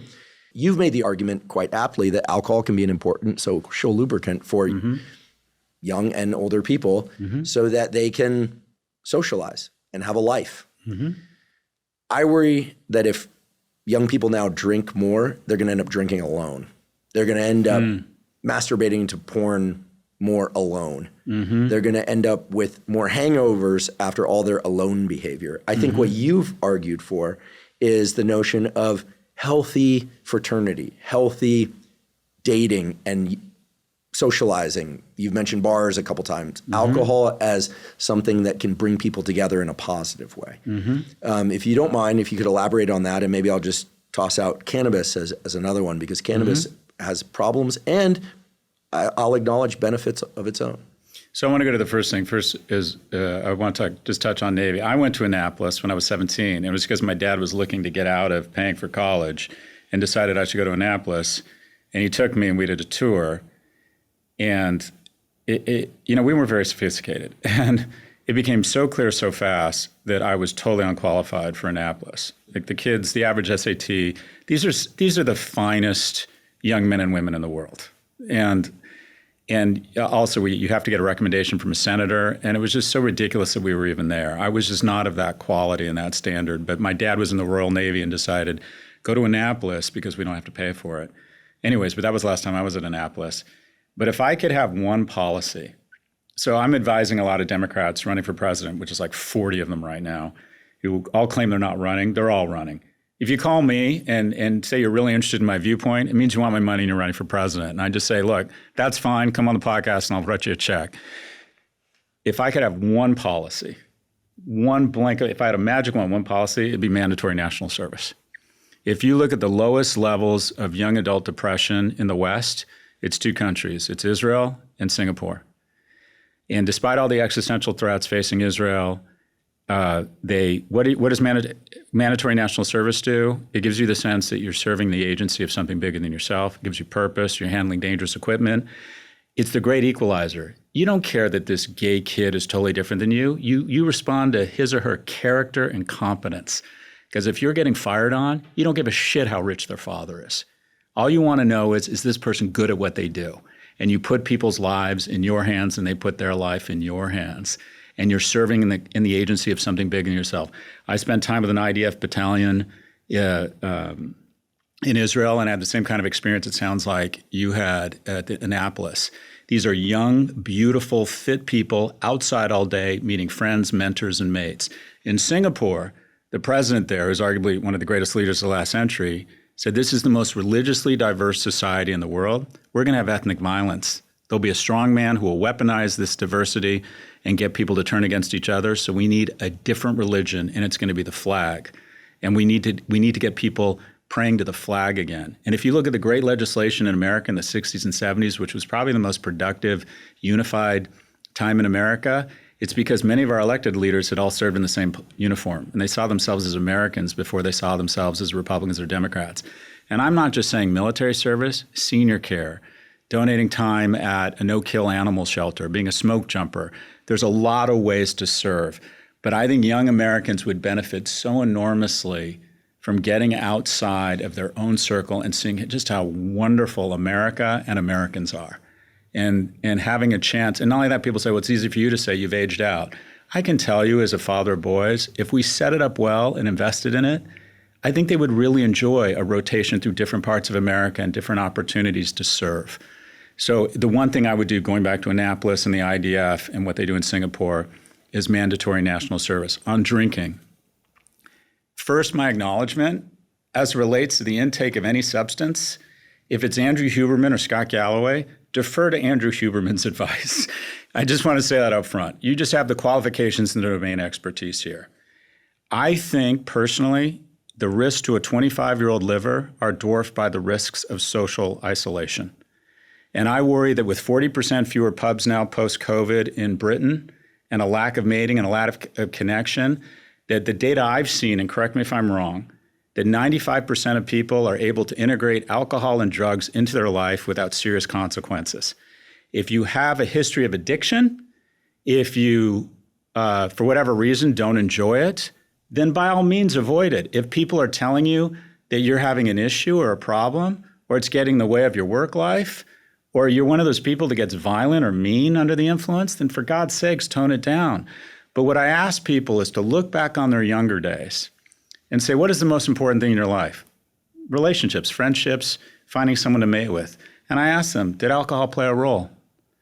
it's not easy to come in and lean in for a kiss without a glass of wine. Or let me put it this way, it is easier with a glass of wine. It's a lot of fun. I smoked a lot of pot and I drank a lot of alcohol in my 20s and in college, and it created a lot of wonderful bonding moments. And so what I'm saying, there's a balance and a trade-off. And what I would suggest is that everyone needs to make their own decision. But what scares me is the anti-alcohol movement in remote work has led to a level of isolation and fewer moments where people can bond, where people are willing to take a risk and go up to a strange person and say, hey, what's going on? So I worry that the anti-alcohol movement, what I see among young people is that while they've demonized alcohol, it's not that they're not getting high. They're just doing a shit ton of drugs.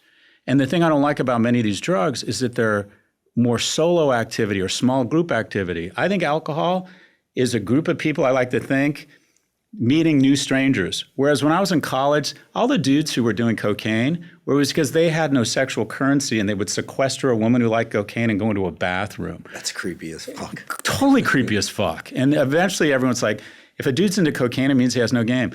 I find with people when they do drugs, it's a small group of people and they sequester and it's isolating. Whereas with alcohol, and to a certain extent with marijuana, I found it's more social and more bonding. So absolutely be cognizant of your addiction history. Absolutely be mindful of that or any other substance you're addicted to. But I believe, and I've said this on Bill Maher a bunch, and I've gotten some shit, but I think there's some truth here. I think young people need to drink more, go out and make a series of bad decisions that might pay off.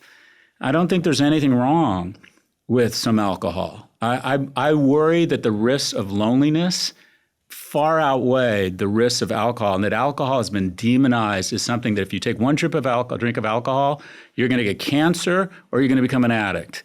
And I don't think the data is there to support that. I really appreciate the candid expression of where you stand. I agree that isolation is worse than alcohol, and it's compounded by alcohol. So to make that point clear, I went to UC Santa Barbara. We majored Speaking in drinking. of alcohol. It was part of the general education. I remember they had sand in the dorms. I'm like, why didn't I go to school here? Yeah, well, it did select for alcoholism if people had that predisposition, and you had to be disciplined to get your work done. My messaging around alcohol was,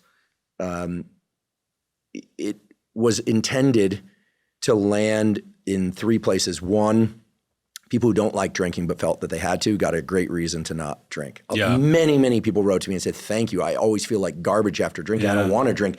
Now I understand why I feel like garbage. It's not that I was casting it toward a particular age group, but there are many people who hit their 40s or 50s and they're like, God, I'm aging fast and I look like shit and I sleep like shit and my workouts are no good and you might be drinking too much, right? Mm-hmm. And then there are the optimizers. There are people that are really just going for maximum vitality, not just longevity, but maximum vitality, which is, to me, one of the most important things. In any case, people should do as they wish, but know what they're doing, provided they're not harming anyone else. There's one thing that I want to kind of, lump in with this discussion about alcohol and your statement, which on the top contour, I totally agree with. Go out, drink, and make a few bad decisions and probably some good ones. But bad-ish. Bad-ish, right. So this is the thing, phones. Yeah. Somebody says the wrong thing, they loosen up too much. Now it's not a problem. 3 years ago, you might be sitting in front of HR. Your classmates might isolate you, right? You were in a fraternity. I wasn't in a fraternity. I grew up in the fraternity of skateboarding, punk rock music, and just the fraternity of Y chromosomes. Guys drink, they start saying stupid shit. With phones around, stupid shit is recorded. When stupid shit is recorded, it can be very harmful. And when you're drinking, you make less filtered decisions about what to say than when you're not drinking. So I'm not pushing back in that sense, but I could understand why a guy in his 20s or 30s would be afraid. A guy that would never, ever push himself on a woman, let alone something far worse, would never, ever drug somebody or anything. So I'm not talking about the Bill Cosby examples or this. I'm talking about the fear that exists in a lot of young guys, and probably should exist in a lot of young women too nowadays, based on what we've observed in cancel culture. In particular, I'm just going to say a lot of white women are afraid of the Karen movement, right? That if they say anything, I think even beloved Billie Eilish, whose music I love, was called out for something she did, a sort of impersonation of an Asian person at some point. Always going to happen to famous people. Right? Okay, always going to happen, right? Yeah. But people see famous people get into these situations. They go, oh my gosh, So do I think Billie Eilish is a no, and I love her music. And she was mortified and she apologized. But it's enough to make people go, 100%. and like, maybe I just stay in my room and like scroll on Instagram, So you can kind of get why the fear of drinking might also compound some of this, social media stuff that we're talking about. Yeah, so I want to acknowledge the point. I would like to say, or I hope that at some point, I'm really glad a camera wasn't following me around 24/7 when I was 18.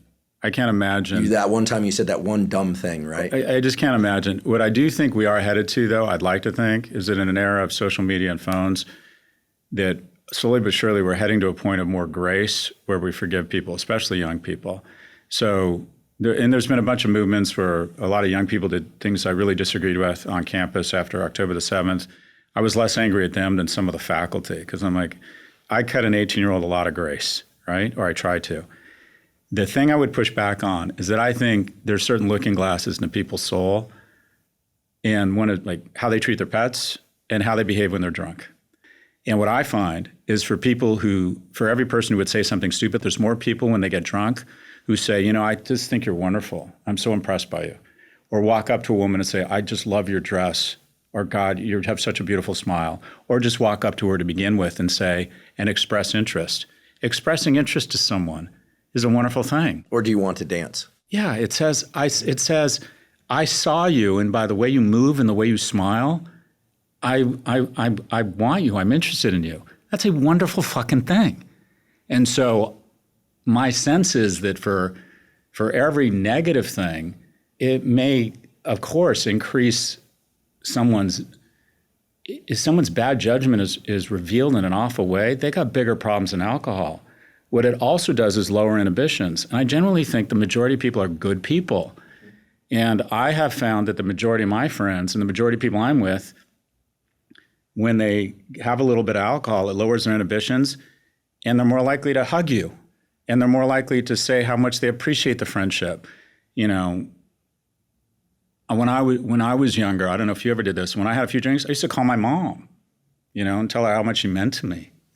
Don't let my mom hear that, please. I don't. But I think that alcohol, to a certain extent, without getting into issues of abuse, which are much bigger, lowers your inhibitions, but you get to see, to a certain extent, that real person. And I know a lot of people will say, well, that's pathetic that you have to be the real you under the influence.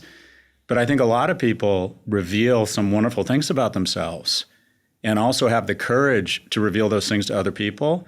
And I worry that there's so many barriers now that young people just aren't connecting. So I just want to acknowledge the point. I think you have to be really cognizant.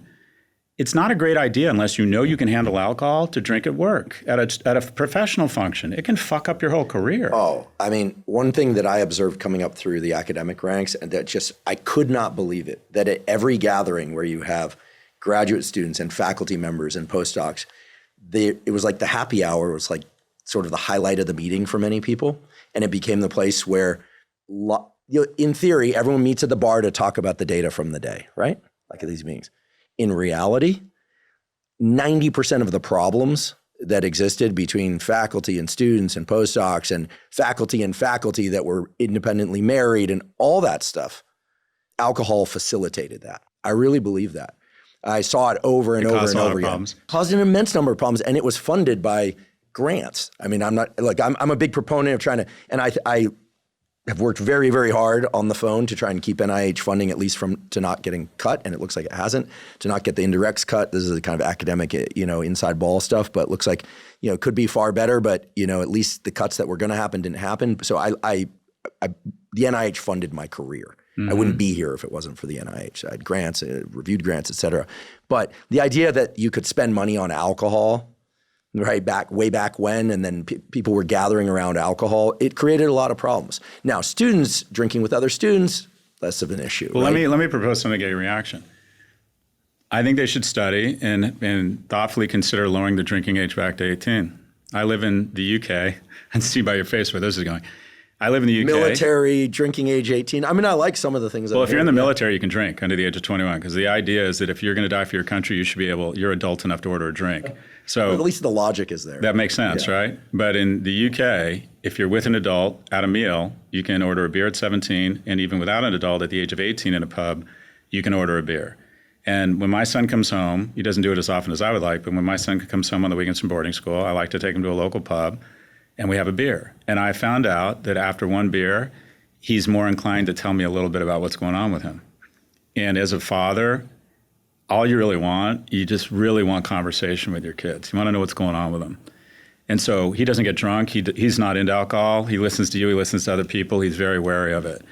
But I find that easing young men and young women into alcohol as opposed to 21, and then they kind of go, I don't know. I wonder if we should be lowering the drinking age. And the reason we raised it was Mothers Against Drunk Driving were very effective and very on point because of all the young people who were dying in automobile accidents. I remember that era. I think it's gone way down because of Uber and because of airbags. So I'm proposing, would it make sense to do a study on whether you'd have more social connection and perhaps less alcoholism later in life if you let kids ease into it at the age of 18. And if they can be drafted, we're now trying to get, the administration is proposing they be drafted. So if a kid can be drafted, shouldn't he or she have the judgment to know when they can order a beer or not? All great arguments. I didn't know we were going to end up with Well, I mean, you talk about cannabis. Yeah. I want to get your view. Yeah. I smoked a shit ton of pot in college. I could make a bong out of any household item. I learned every line from Planet of the Apes. You know how to make a pipe out of an apple? That's a very that's like a 90s trick. Dude, that's sophomore. I can go much better than that. Anyways, but then 22, got a job at Morgan Stanley, got very focused on getting my shit together, and I basically didn't smoke for 20 or 25 years. Now I have trouble sleeping. I have trouble winding my brain down, and I take edibles. I do edibles probably twice a week. If I'm amped or think I'm going to have a tough time sleeping, I'll take a 5 milligram edible, the stuff that takes you down. I forget which one that is. And it's been an enhancement to my life. But I'm reading a lot of stuff about potential psychosis or whatever. Not for you. You're like the psychosis predisposition doesn't apply. You would already know. You'd be psychotic by now. There you go. Yeah. Or I just haven't acknowledged it. But it's been accretive to my life. I really enjoy THC, and I do it packaged, so I know where it's come from. I like edibles because I like the dosing of it. But I would argue that THC is something. When my mom had stomach cancer, I was living with her, and the only thing that worked for her nausea was marijuana. And I found myself literally, Andrew, on the streets of downtown Las Vegas trying to score marijuana because I was too scared to travel with it. And this was July of 2004. And I thought, Jesus Christ, here I am on a street corner in this weird place in Vegas trying to score marijuana for my mom who has stomach cancer. So, I think there's some benefits to, well, I'll stop there. The THC usage, I enjoy. I think it's been additive to my life. I'd like to take a quick break and acknowledge one of our sponsors, LMNT. LMNT is an electrolyte drink that has everything you need and nothing you don't. That means the electrolytes, sodium, magnesium, and potassium, all in the correct ratios, but no sugar. Proper hydration is critical for brain and body function. Even a slight degree of dehydration can diminish your cognitive and physical performance. It's also important that you get adequate electrolytes. The electrolytes, sodium, magnesium, and potassium, are vital for the functioning of all cells in your body, especially your neurons or your nerve cells. Drinking LMNT makes it very easy to ensure that you're getting adequate hydration and adequate electrolytes. My days tend to start really fast, meaning I have to jump right into work or right into exercise. So to make sure that I'm hydrated and I have sufficient electrolytes, when I first wake up in the morning, I drink 16 to 32 ounces of water with an LMNT packet dissolved in it. I also drink LMNT dissolved in water during any kind of physical exercise that I'm doing, especially on hot days when I'm sweating a lot and losing water and electrolytes. LMNT has a bunch of great tasting flavors. In fact, I love them all. I love the watermelon, the raspberry, the citrus, and I really love the lemonade flavor. So if you'd like to try LMNT, you can go to drinkelement.com/Huberman to claim a free LMNT sample pack with any purchase. Again, that's drinkelement.com/Huberman to claim a free sample pack. Yeah, I think with THC, it's highly individual. Young males in particular who have a genetic predisposition to psychosis or bipolar disorder need to be really careful, especially with high concentration THC, not just the edibles, but they do need to be careful. I think that mostly young men who are challenged with apathy, obesity, self-loathing, porn, masturbation addiction shouldn't be using THC. I think high agency, that seems to be the term nowadays, right? The guys that you mentor, a year in, who are working out 3 times a week, and they have a goal, and they're hopefully seeking or in a relationship. They have a different self view of themselves, and I don't see why that couldn't be a part of their week. It'll nuke their REM sleep, to be specific. If they come off, their dreams are going to be wild because they'll get more REM sleep. But creatives, there are a number of creatives who can use it appropriately to increase focus, get them out of anxiety, or get them to cope with anxiety. And then there are just as many people that take it and it makes them incredibly anxious. Mm-hmm. So I think it's sort of on what backdrop. And I think the alcohol thing also is on what backdrop. If somebody's overweight, not working out, a guy in their 20s or 30s that's dealing with, let's just paint a picture here. He's like playing video games. He's not like morbidly obese or anything, but he's like kind of overweight and he's kind of feels like shit.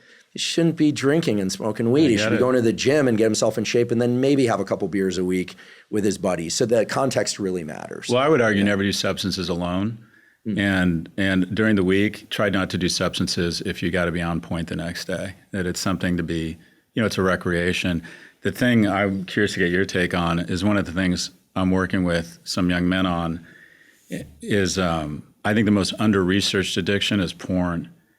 And my fear is that, if you look at what, again, I go back to big tech. Big tech's trying to convince young men, why go through the pecking order and the effort of trying to develop a friend group when you have Reddit and Discord? Why go through the bullshit of putting on a tie and trying to go into the office and make a good living and navigate the corporate world when you think you can make money trading stocks or crypto on Robinhood or Coinbase? And why would you go through the effort, the expense, the potential rejection of trying to have a kindness practice, look good, work out, endure rejection, all the expenditures of going out and trying to get a date when you have lifelike porn?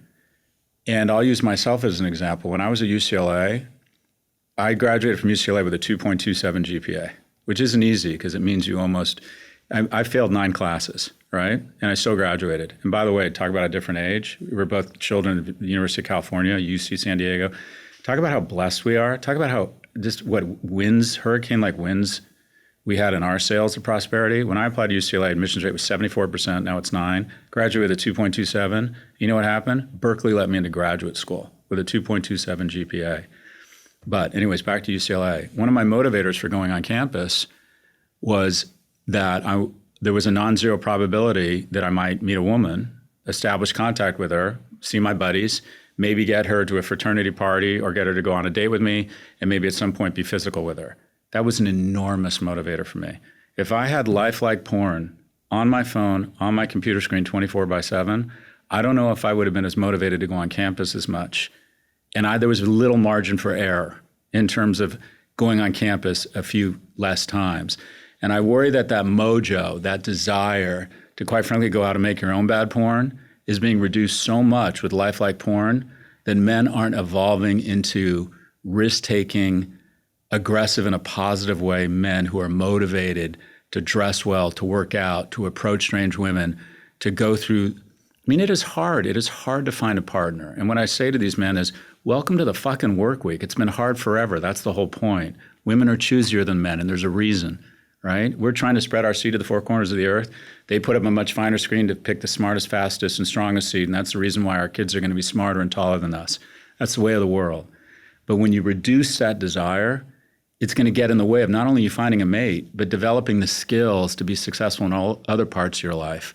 So back to the basic premise, I wonder and worry if porn is the most under-researched addiction in the damage it's having on young men, because what I see amongst my colleagues, and I'd be curious if I actually spoke to a really thoughtful woman about this who's an addiction professor at Stanford. I'm sure you know her. I forget her name. Anna Lemke. Anna Lemke. Yeah, she runs our dual diagnosis addiction. Fantastic. Amazing woman, amazing human being. Immediately when we got off the podcast, said to me, if your marijuana ever becomes a problem, just call me. And she was sincere. That's totally Anna. Do you sense it? Immediately I'm like, she's the real deal. I'm like, do you sense it's a problem? I'm like, hold me, Anna. Anyways, but I don't think there's enough really good research out there on porn because I don't think people want to be known as the porn professor. And so I worry that we really don't know the impact. And what I see anecdotally is that I see a lot of young men who don't have that healthy fire because they think that they can just, they think, oh, it's like in the last 20 years, the guys who didn't have their own game or didn't want to be that successful, they would go to some low-income country and basically become sexpats. This has become, I think, a much broader version of that rather than level up, you'd rather just sit home and get a reasonable facsimile of a relationship or sex with porn. I wonder if that is more damaging than people estimate right now. Yeah, it's a really important topic, and it's one that people contact me about all the time. Your analogy of what's happening with porn to sexpats, we should probably explain what expats are. People that leave the United States. I'm not sure everyone's going to follow that one. And sexpats are this community of people that I think they go to Southeast Asia or something, right. And where they can, or South America, where they can essentially buy whatever experience they want. Right. In general, I have to assume, I've truly never done this, nor do I have any interest, but I have to assume that these are men who just basically figure, well, that's low effort once they have the money, and real dating, real sex, if I may, it takes some work. It takes some learning, and especially if you want to be told genuinely good job and know that it's true. It's going to take, right. You have to get some reps in there. So put your ego on the line. Learn to communicate, learn to listen, all that stuff. The idea that porn is the much broader and more destructive analogous thing, I think is bullseye. At the moment you said, I'm like, I think people need to hear that. Do you want to be that guy? I think with any behavioral change, the neuroscientist in me says, okay, we have circuits for kind of like things that are aversive to us. Like you have to engage the aversion, and you have to engage the appetitive aspect, right? Like so that there's a win and then there's something to avoid. I really think in order to get any real behavioral change, you need to push away from something and towards something else. Okay, so I think that porn, it's our most fundamental wiring. The two circuits in the brain that really crank out dopamine, okay? Circuits for reproduction, sex, and anger. There's this incredible study by a very controversial guy named Robert Heath in the 1960s. He was a neurosurgeon who would stimulate different areas of the brain.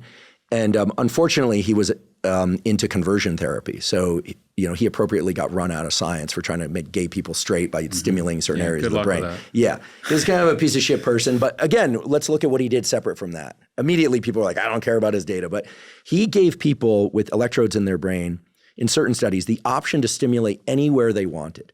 They could stimulate and get sexual arousal. They could get laughter. They could feel drunk. All the things we're talking about, really. They could feel soothing of the sort that their mother was holding them. The area that they chose to stimulate the most is in the central midline nucleus of the thalamus, an area that my lab has spent a lot of time on in other situations. And they would just lever press and lever press and lever press for the feeling of mild frustration and anger. Because the arousal associated with it is its own reinforcement.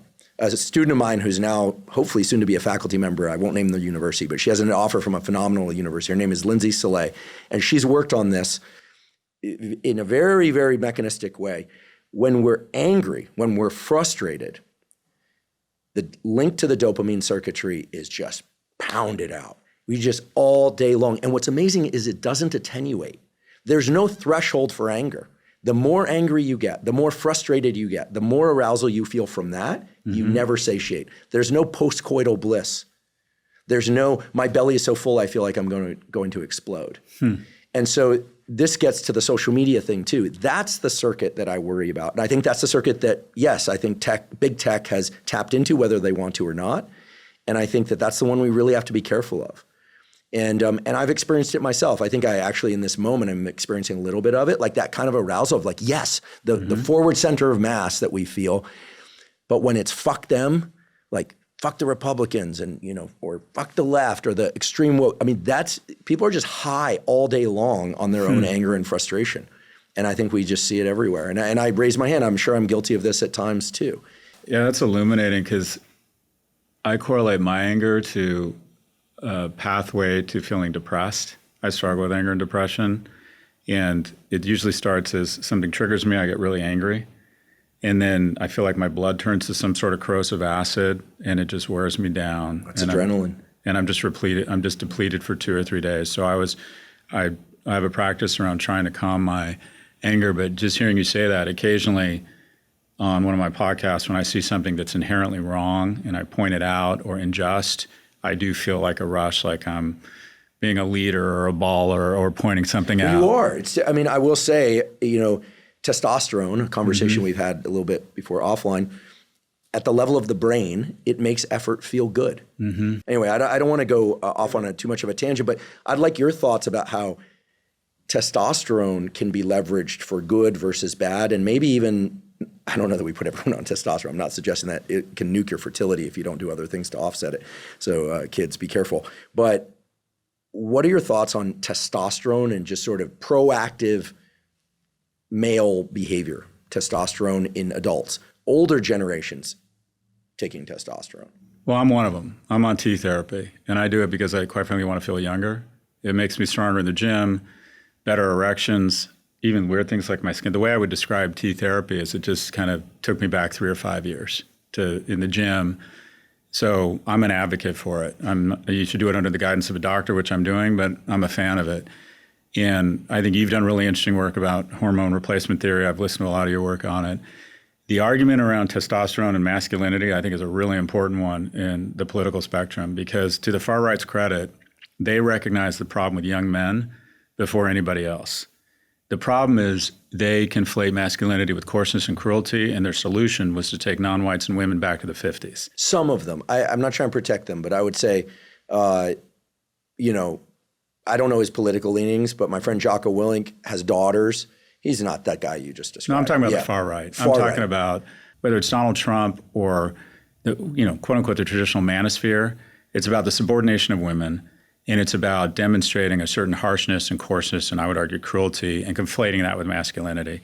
Whereas the far left, and this isn't helpful either, their advice to young men is to act more like a woman, and that they conflate masculinity with toxicity. And there has to be something in the middle. There has to be an aspirational form of masculinity. And I would argue that we need to celebrate that initiation, aggressiveness. All right, Jimmy Carr, who's one of my idols now, says, all right, you can demonstrate cruelty or you can demonstrate valor.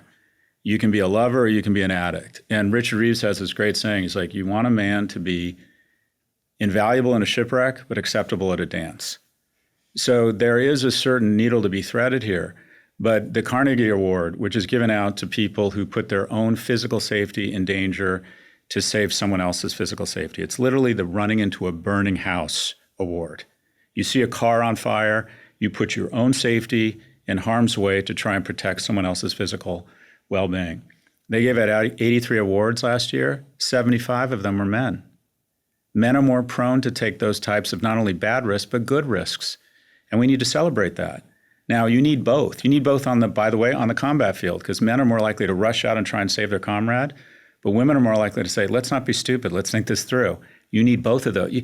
This is the great thing, is that both energy, when they come together, make a better world, but we seem to be very suspicious of that masculine energy right now. And I think it needs to be celebrated. There needs to be someone who sees movement in the tribe and immediately grabs the spear and goes and tries and kill it for the benefit of the community, who wants to put people on Mars and makes these crazy, ridiculous investments that make no sense and is super aggressive around these things. I think that's a wonderful energy. And when I went to the Democratic National Convention, I saw a parade of special interest groups talking about the very real issues they all face, but I didn't see one mention of the group that has fallen further faster than any group in recent history, and that is young men. Well, I think that's because based on the feedback I've received, for instance, when we had Terry Real on the podcast, who talks about, some balance of masculine and feminine phenotypes in therapy and partner-partner communication and these kinds of things, the pushback that I always get I got there, not because of Terry specifically, was as long as we can't talk about toxic femininity, these were clearly men writing to me, then this whole discussion feels imbalanced. That's how they feel. They feel like there's this idea that they're good men and they're bad men and they're really bad men. Totally agree. I've got the optics of a macaque monkey blindfolded on LSD when it comes to certain members of our species, but when it comes to men, I grew up in a big group of boys, et cetera, big group of men. I get it. That statement is true. There are great ones, there are ones, and then there are like really bad dudes. So when you talk about manosphere, I would say if I had my way, manosphere would apply to just the really bad ones, because that name has become synonymous with really bad men. Okay, we can come back to that perhaps. But there is this issue that no one is allowed to say there's wonderful femininity, there's women with issues, right? Mm-hmm. And then there's bad women. You're not allowed to say it. The only women that I can have that conversation with are lesbians. They were the ones who explained to me there are truly bad women. And I said, well, how come no one talks about that except lesbians? And they said, because we are living in a time now where men talking about women or having things they wish for women to do differently itself is seen as toxic. That women feel, this is what I was told, so I'm regurgitating, that they've suffered so much at the hands of men that we need like a good 20 or 30 years before we're ready to get to that conversation. Yeah. Which, of course, for young men growing up, just makes them feel like, okay, it's all on us. And that's good. Like agency, advocacy for one's own life is important. Stay out of the really bad men category, and ideally the not so good men category too. But the polarization, I think, is set by the fact that, sure, we can talk about toxic masculinity, we can talk about the male crisis, but why aren't we talking about the suicide rate? Well, because women's issues, I think in a good way, we're still thinking that we need to protect and provide for the women and the children in our society. We're holding that as in the highest regard. Like they get the life rafts on the Titanic when the Titanic goes down. So, it's complicated. And there's a lot of off-limits terms, and I'm glad that they're coming up today just organically, because those off-limits terms, I think, are the potential bridges between where we sit now, where we look at men and we go, oh shit, they're a mess. Some of them are just like downright awful. We look over here and we go, man, they're really dissatisfied. The assumption is if a woman is dissatisfied or somehow not doing well, that a man failed. Mm-hmm. That's a presumption that a lot of people make. I don't make that presumption. And I can look back to times in my youth where 90s narrative probably fed that a bit.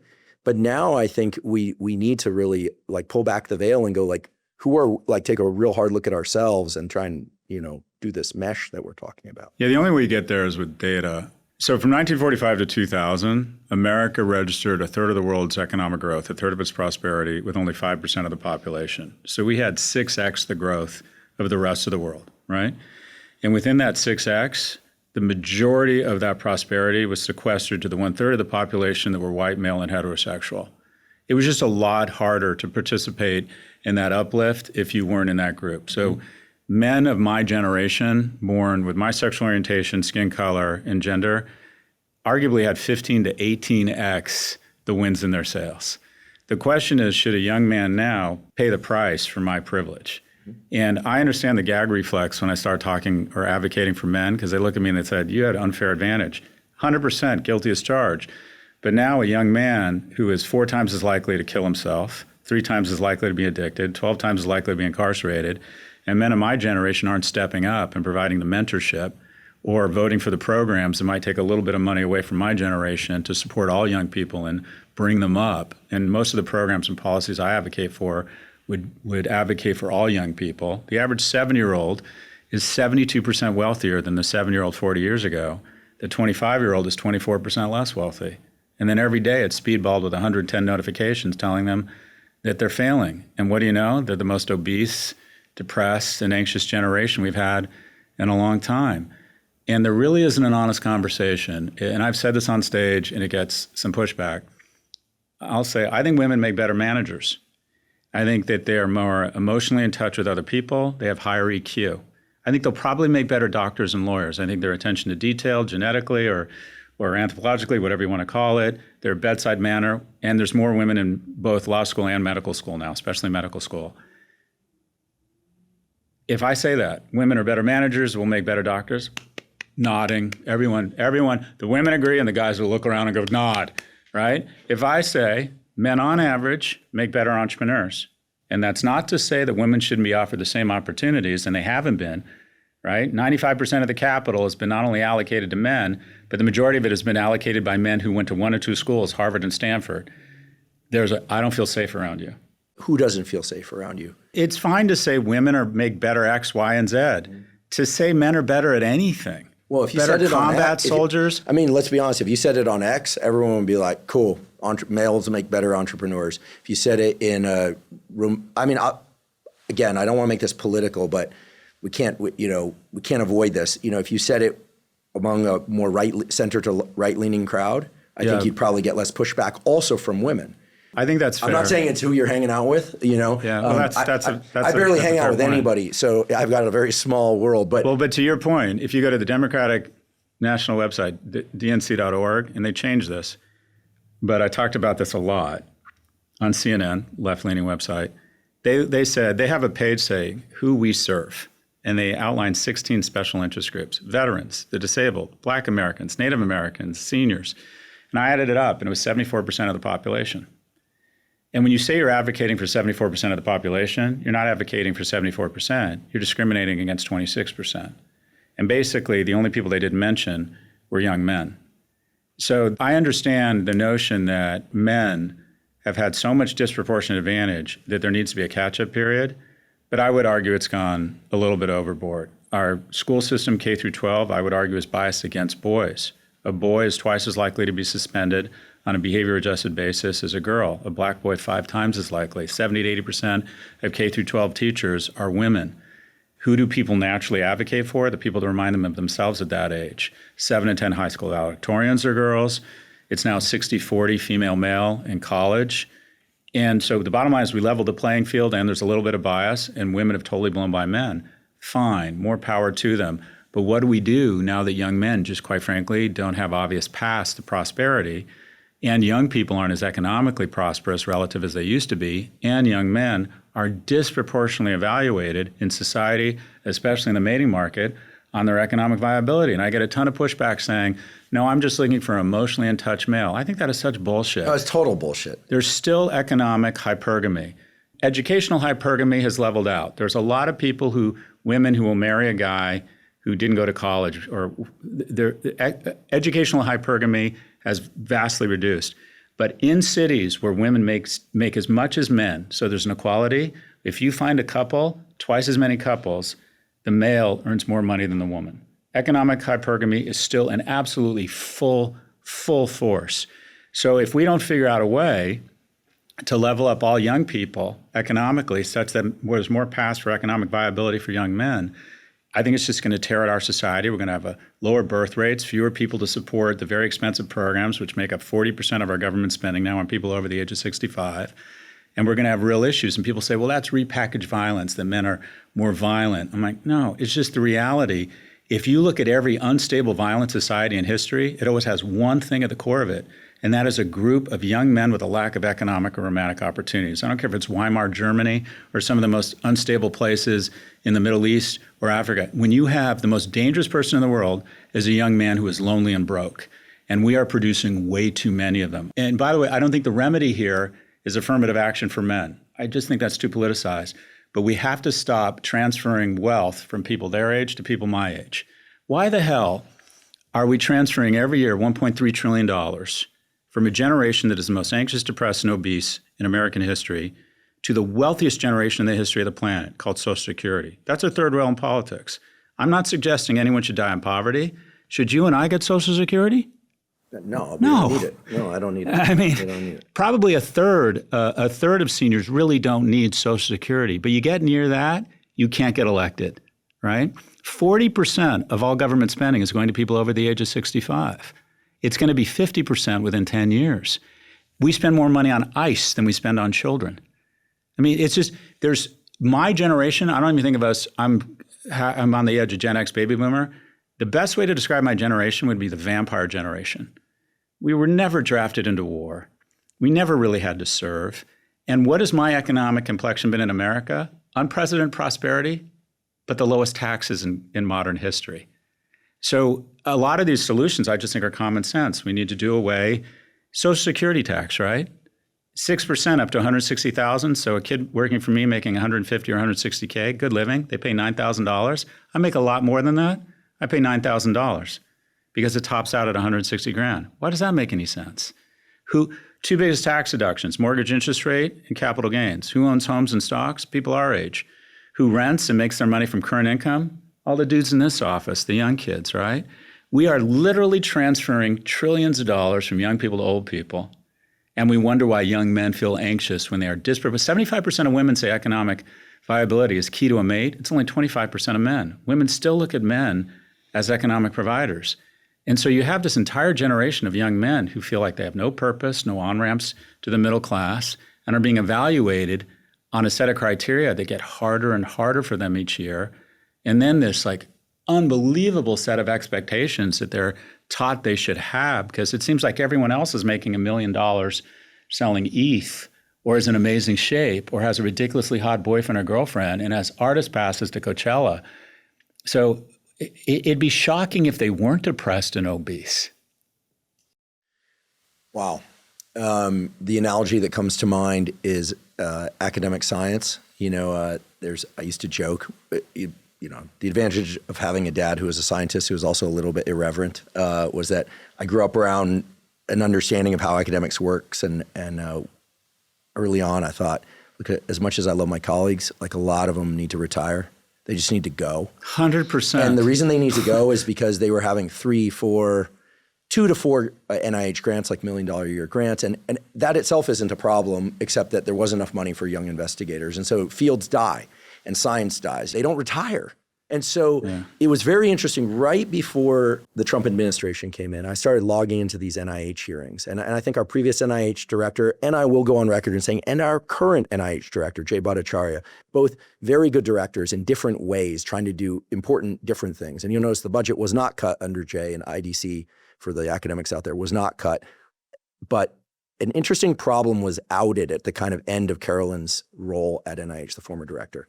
And it was the following. Someone said, what is the deal? Why are people living longer and young people are killing themselves? And we have all these mental health issues, mostly among men, but also among young women. And she said, it is true that we've been very successful in medicine at getting people 65 and older to live much, much longer, to treat late-stage diabetes, to treat cancer, to treat, we don't have cures for these things, but we've extended life for the older generation. And to a large degree, the quality of life, especially if they're willing to get sunlight, exercise, probably not drink alcohol at that age or drink a lot less, not smoke. People are living longer and longer and longer, and tons of research money is being poured into this. There's this enormous gap where many of the problems that are most important to young people to thrive in every way, not just health, but mental health, et cetera, they're just not even being studied. So there's this top weighting of age and of seniority, clearly in what you're describing, but also in the science, and that we're funding. And that clearly harms young people because no one's studying porn addiction in a serious way at scale. Nobody's studying social media addiction in a serious way at scale. I think what Jonathan's done is fantastic, and others are now getting involved in this. But it's a problem if you look at the numbers as serious as cancer for people who are, in their 50s and older. And actually cancers and diabetes and deaths of despair, as our previous, Surgeon General pointed out, are among the greatest killers of young people. So we've totally lost perspective in many ways. I don't know what to do about Social Security. That's your domain, not mine. But I vote very strongly for what they do in Japan. Force scientists to retire. I'm going to earn some hate from my colleagues, but anyway, force them to retire at 65. They still collect a salary and in many cases a pension if they're state-funded schools. They still have health care. Their kids still probably went to college partially for free, the inside ball of these schools that you and I work at, right? This whole network. And they got in. And they got in. And so let them retire. Let them keep their office. I do believe there's a lot of wisdom in the older generations, but I was quite happy There was your land acknowledgement. Let me go one step. Well, I just want to say there were senior faculty members like Lubert Stryer, I'll just call these people out, who wrote the book Biochemistry Ending when they were starting. Lubert retired, closed his lab. He made a bunch of money at Affymatrix, the gene chip company. And he used to come around to the lab and go, hey, what are you guys working on? He would talk to the students and give them amazing ideas. I think that generational wisdom passed down is great. But guess what he wasn't doing? Consuming grant dollars, consuming square footage on campus. He was shedding knowledge for free because the system is taking care of it. He's a Yoda, but he's an outlier. Yeah. So you work at Stanford, one of the finest faculties ever assembled. NYU has at the business school, we have an outstanding faculty. I would argue one of the best in the world. Not because it's our fault, but because every great faculty member loves the idea of coming and spending 4, 8, 10 years in New York and living in Soho. Yeah, sounds pretty good. That's our advantage. Hey, come here, we'll give you free housing. You and your wife, your kids are out of the house. Come teach accounting here.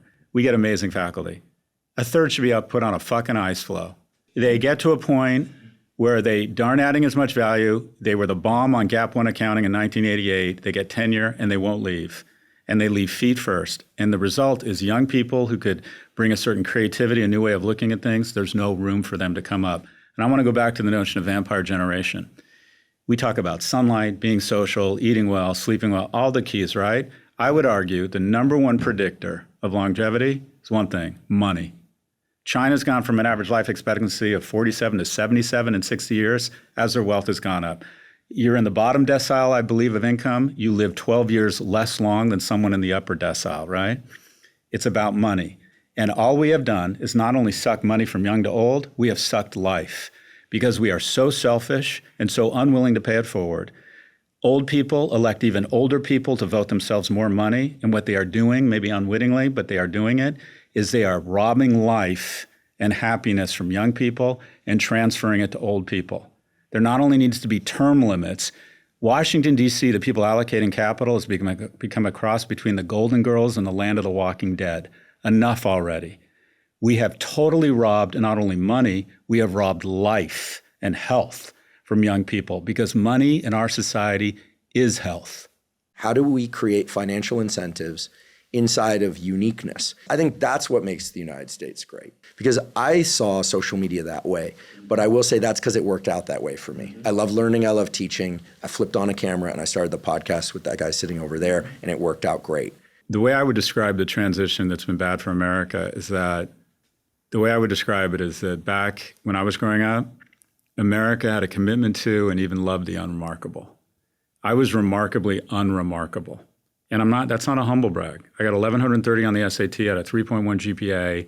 We didn't have any money, but this is what I got. I got assisted lunch, right? And the great state of California used to send coupons to my house. They were the same colors the kids would buy in school so I wouldn't be embarrassed, right? I got Pell Grants. I got accepted to UCLA on appeal, 74% admissions rate. I was one of the 26% that didn't get in.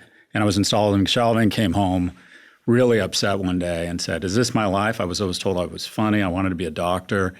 And my mom said, well, is there an appeal process? And I remember the day the admissions director called me and said, you're not qualified, but you're a son of California. And we're going to give you a shot. Son of California. Son of California. Imagine that. What a great statement. Yeah. I get emotional just thinking about it. And then I got into Berkeley. And this is a brag and a flex, but I'm going to make it. I've given $20 million back to the University of California in the last 5 years. Awesome. So it's worked out for all of us. America isn't about identifying a super class of rich kids and the freakishly remarkable. It's about betting on unremarkable kids. So this is what we need to do. If you're a university and you have more than $1 billion endowment and you're not growing your freshman class faster than population, you're a hedge fund with classes and you should lose your tax-free status. If 20% of your degrees aren't for non-traditional things such as nursing or specialty construction or vocational programming, you don't get access to tax-free money. In my opinion, mandatory national service. I think there's a ton of things we need to do. I think we should tax the shit out of private schools and reinvest that in public schools. We need to disassociate house property taxes from the quality of the schools. Think about the disadvantage. Kids, the average public school spends $15,000 a year on a kid. The schools in poor areas, $9,000. The average private school spends $72,000 a year per student. So if you're fortunate enough to go to a private school like my kids, we're spending $850,000 on them. And some kids were spending $120,000. And you want that kid to compete against another kid to get into an elite university? And we all tell ourselves this myth now that, with AI, college doesn't matter. It's never been more important. And if you had a drug that can make it twice as likely that you get married, half as likely that you kill yourself, 3 times as likely that you become a millionaire, 10 times as likely that you run for office, 4 times as likely that you become an officer in the military, 3 times less likely that you become obese, would you hoard that drug? And then when someone gets into the working environment or the economy, would you create a tax policy that just transfers money from you to the wealthiest generation in the world?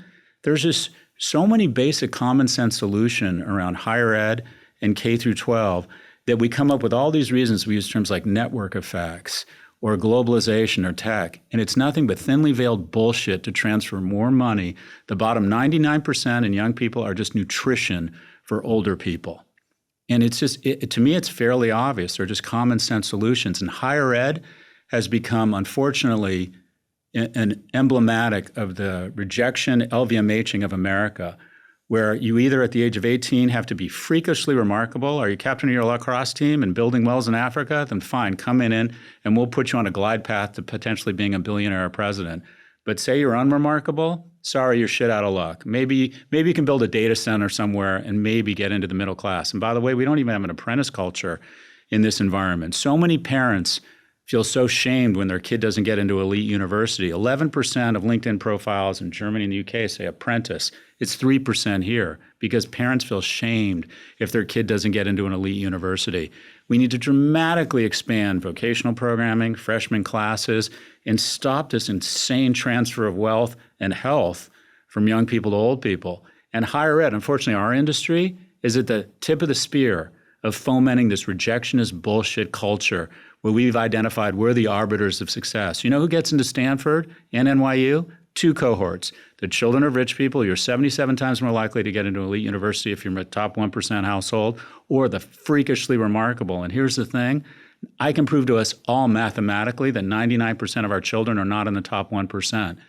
America loved the unremarkable when I was a kid. It's fallen out of love with the unremarkable.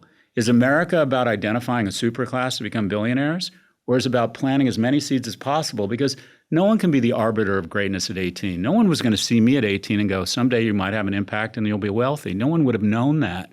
And we've decided, no, we're about the children of rich people and we're about the freakishly remarkable. And everybody else, in my opinion, hopefully gets to the middle class. But if you don't, there's big tech waiting there to addict you. There's a tax policy that might impoverish you. I think that young people say about young people they're entitled. I think they're entitled to be enraged. I can't imagine the rage they must feel right now. That they look up, they look sideways, and they see all this prosperity. And they look at my generation and see the benefits we've accrued. And we want to spend $2 trillion a year on their credit card. We spend $7 trillion a year.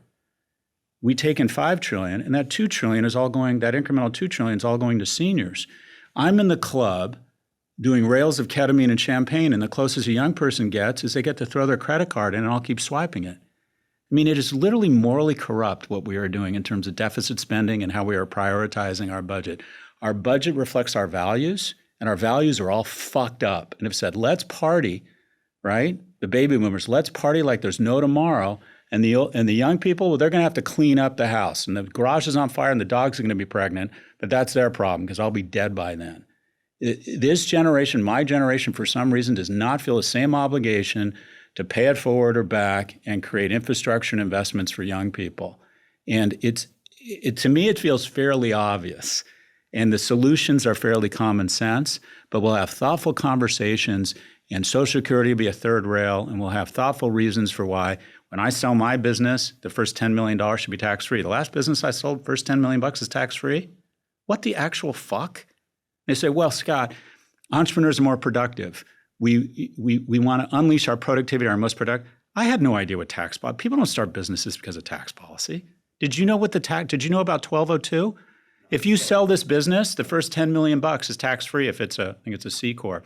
That's not why people start businesses. No. But every day there are new tax policies that do one thing, transfer money from those dudes to us, more me than you, because you're 10 years younger than me. It needs to stop. There's basic tax policy, basic health and human services policy, right? Why on earth, you're a doctor? For God's sakes, we spend $13,000 per individual for more obesity, more anxiety, more depression than every other G6 nation. We should absolutely have nationalized, socialized health care. The bottom 99%, again, are just a fucking body bag of nutrition for the top 1%. Monetizing healthcare, I'll put that to you. I absolutely think we need single-payer socialized medicine right now. I think it is indefensible to healthcare in this country. 40%, I apologize, I'm going off script here. 40% of households, medical or dental debt. You don't have kids? Do you realize what kind of shame you would feel as a father if your 16-year-old girl gets a screaming toothache and you have to go into debt to get her a root canal, and that hangs over you for the next 2 or 3 years?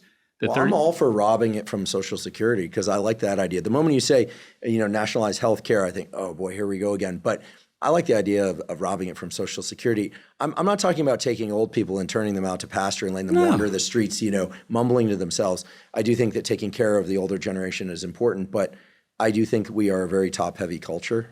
And maybe because I want to, I consider you Gen X as opposed to Boomer. I appreciate that. I really do. And actually, it raised a question for me. Feel free to say pass. You don't want to answer. But earlier you said you're somewhat, bashful or you have this issue around your age. Like my friend Kelly Starrett, who's a PhD in physiology, amazing trainer and stuff. He said the best thing about turning 50 when I was turning 50, he's like, you're going to be among the best in shape for your decade. And I think, look, you look great for a 40-year-old. Like you're killing it. You're fit, all this stuff. So, but I wonder, is this kind of shame around it because your peer group kind of sucks in the way that you're describing, or is this actually about age? Because to me, one of the best things is to feel like your friends, your people, the people you associate with are awesome, and your generation. I think Gen X is an incredible generation. As this conversation continues, I'm thinking more and more about the responsibility and both the failures and the opportunities to remedy things for the next generation. That's how we started this conversation. So 2 questions there. First of all, is that what that's about? Like your peers kind of suck and you don't want to be a part of it? Because I consider you Gen X, and I'm not just trying to, what do the kids say, glaze you here. You're winning on every dimension, and you got 2 what sounds like healthy, productive boys. Like you got it all, man. Like I think a lot of it comes down to very just base things, and that is a fear of death. I'm afraid of getting old and being unhealthy. I don't mind the death part. Also, just a fear or just wanting to feel young and vigorous and masculine and feel like that's slipping away from me. Biology's undefeated. So I think I'm a little bit youth obsessed and a little bit ageist. So I think I have just a fear of aging. But just the call out about paying it forward and the call out to your, I know a lot of young men and a lot of successful men listen to this podcast. Like, I think my generation on a lot of levels, we're talking about tax policy, but men aren't stepping up with respect to young men. If you look at the single point of failure, if you were to reverse engineer when a boy comes off the tracks, it's when he loses a male role model through either death, divorce, or abandonment. When a boy loses a male role model, and 90% of the time, a single parent home is headed by a woman, as mine was, at that moment, he becomes more likely to be incarcerated than graduate from college. And men aren't stepping up. There's 3 times as many women applying to be big sisters in New York as there are men applying to be big brothers. And some of it is a taboo that men are concerned or self-conscious about expressing an interest to get involved in a boy's life because of sexual abuse from the Catholic Church and Michael Jackson and the rest. But there are a ton of men out there in their 30s. I think you have a bunch of them working with you that may or may not have kids of their own. You don't have to be CEO of Goldman Sachs. You don't have to have a degree in adolescent psychiatry. You just have to be a good man trying to live a virtuous life. And as someone who mentors young men, I can tell you it is so easy to add value. Just showing an interest, answering basic questions. This is a question I literally got now 6 weeks ago from a young man I'm mentoring. I'm on this new diet. I'm just drinking pineapple juice and creatine. Okay. I don't have a medical degree, and I can tell you that's wrong. Mm-hmm. Another question I got 8 weeks ago. I saw this amazing thing. I'm moving to Alaska, Scott. You're moving to Alaska? I saw this amazing thing on National Geographic. I've decided I want to move to Alaska. You have a good job and your mom is sick, right? Yeah. Why are you moving to Alaska? You're going to quit your job and move to... If you just ask basic questions, you add value to these young men's lives. Mm-hmm. Just real basic stuff. Well, I'm feeling depressed. Did you get outside? Are you working out? There needs to be a societal zeitgeist that a moment a young man doesn't have men in his life, that the tribe moves in and injects young men into their life. And the call out to men is, there's this great quote in one of the Paul Wes Anderson movies, Magnolia, where the guy says, I have love to give, I just don't know where to give it. I just don't know where to put it. It's such a wonderful statement. I think there's so many men out there that have real, I think some of the most rewarding types of love is to give fraternal and paternal love. My purpose, my thing in life is to try and prepare my men for others, prepare my boys for others. That's my job. It gives me purpose. I think there's so many men out there that could offer so much fraternal and paternal love to a young man or a boy, and they don't do it, either because they're too lazy or they're not stepping up, or they're worried that people will suspect them of something. And there's so much need. And this is what you do. You find a single mother in your workplace and say, going to a game, does your son want to join me or join me and my boys? Does your son want to hang out? Washing your car, going to a game, whatever it is. That is in my opinion, that is the easiest solve that doesn't involve the government right now. But the bottom line is, men of our age aren't stepping up. And I couch it in masculinity. You take care of yourself. That's the first circle. You affix your own oxygen mask. You can't take care of other people unless you're economically and emotionally somewhat viable. You take care of your family, you take care of your extended family, you take care of your community. But the ultimate expression of masculinity is to get involved in the life of a child that isn't yours. And not enough men are doing it, even really successful men. They're not stepping up. They're not helping young men. And the easiest thing to do, and it's so rewarding. I can't tell you, it makes me feel, and I don't do enough of it, but I do mentor young men. It's just so easy to add value. They make such stupid fucking decisions. My job with my sons is to be their prefrontal cortex. No, you have to wear shoes to school. I know this is right. Wear shoes to school. So anyways, the call out, if we want better men, we have to be better men. I don't think you can really hit the pinnacle of what it means to be successful in masculinity unless you're involved in the life of a child that isn't yours. We have the most single-parent homes of any nation in the world. We used to be number 2 to Sweden. We passed them 2 years ago. But that's what I would call, I constantly talk about government fixes because I'm a lefty. The easiest societal fix is, quite frankly, is just male mentorship. Yes, yes, and yes. Totally agree. I was very proactive in going out and seeking them. One feature of that I just wonder if we can kind of superimpose or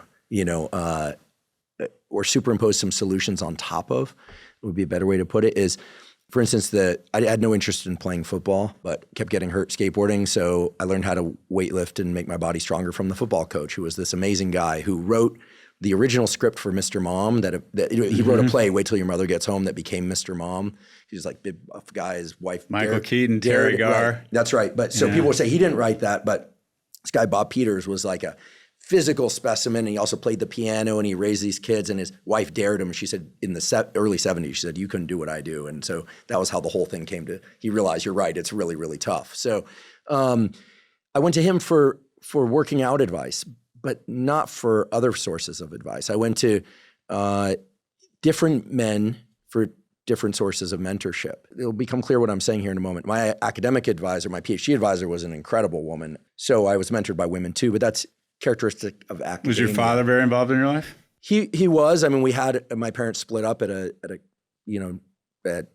adolescence. And so we had our challenges over the years. Over time, my dad, having been a scientist, first generation immigrant. How old were you when your parents split up? 14. Yeah. And did other men kind of move in, or was your father still very involved? I sought out other mentors at that point. I resented science. I resented what he was a part of. We eventually made amends. He's actually been a guest on the podcast. He's a physicist. Really helped me understand his trajectory, and and we've worked out our stuff. But at that time, it was it was skateboarding. It was lifting weights. It was I wanted to become a firefighter. Actually took fire science courses and did that, and then eventually tripped and fell into science and menteed myself to a wonderful professor at Santa Barbara, and then the story unfolds. Yeah, and you're gonna gag on this, but you're exceptional. Most 14-year-olds aren't exceptional and go out and find mentors.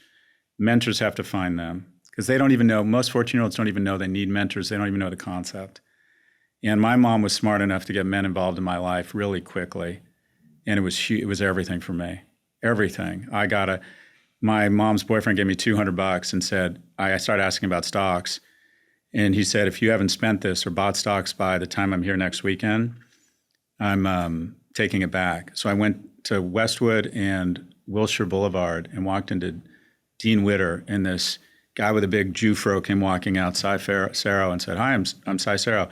And every day I would call, I didn't have a lot of friends at 13, him from the Emerson Junior High payphone, 20 cents, and he'd give me lessons on the market. I bought 12 shares of Columbia Pictures and be like, Close Encounters of the Third Kind is a hit. That's why the stock is up. Casey's Shadow is a bomb. When there's more buyers for the stock and fewer sellers, the stock goes up. And he taught me about markets. I've been investing in stocks since I was 13. I've made a lot of money selling my companies. I've made a shit ton of money investing in stocks. And just this guy, and by the way, he came to one of my live podcasts about 2 years ago. He's now 82. Just this guy's interest in me, like, just meant the world. And also, and this is a weird story, but he recently just passed away. You know how in media there's that second family people talk about? The dude who has a family and you find out he has a second family? My mom and I were the second family. My mom's boyfriend and my kind of male role model had a family. Unbeknownst to her. No, beknownst to her. Sure. But we didn't have any money, and I'm not going to judge my mom, and I'm not going to judge him. And he was actually a really good man to me. He was really a good mentor, but he was only around every other weekend. But I had my athletic coaches took a really nice active role in my life.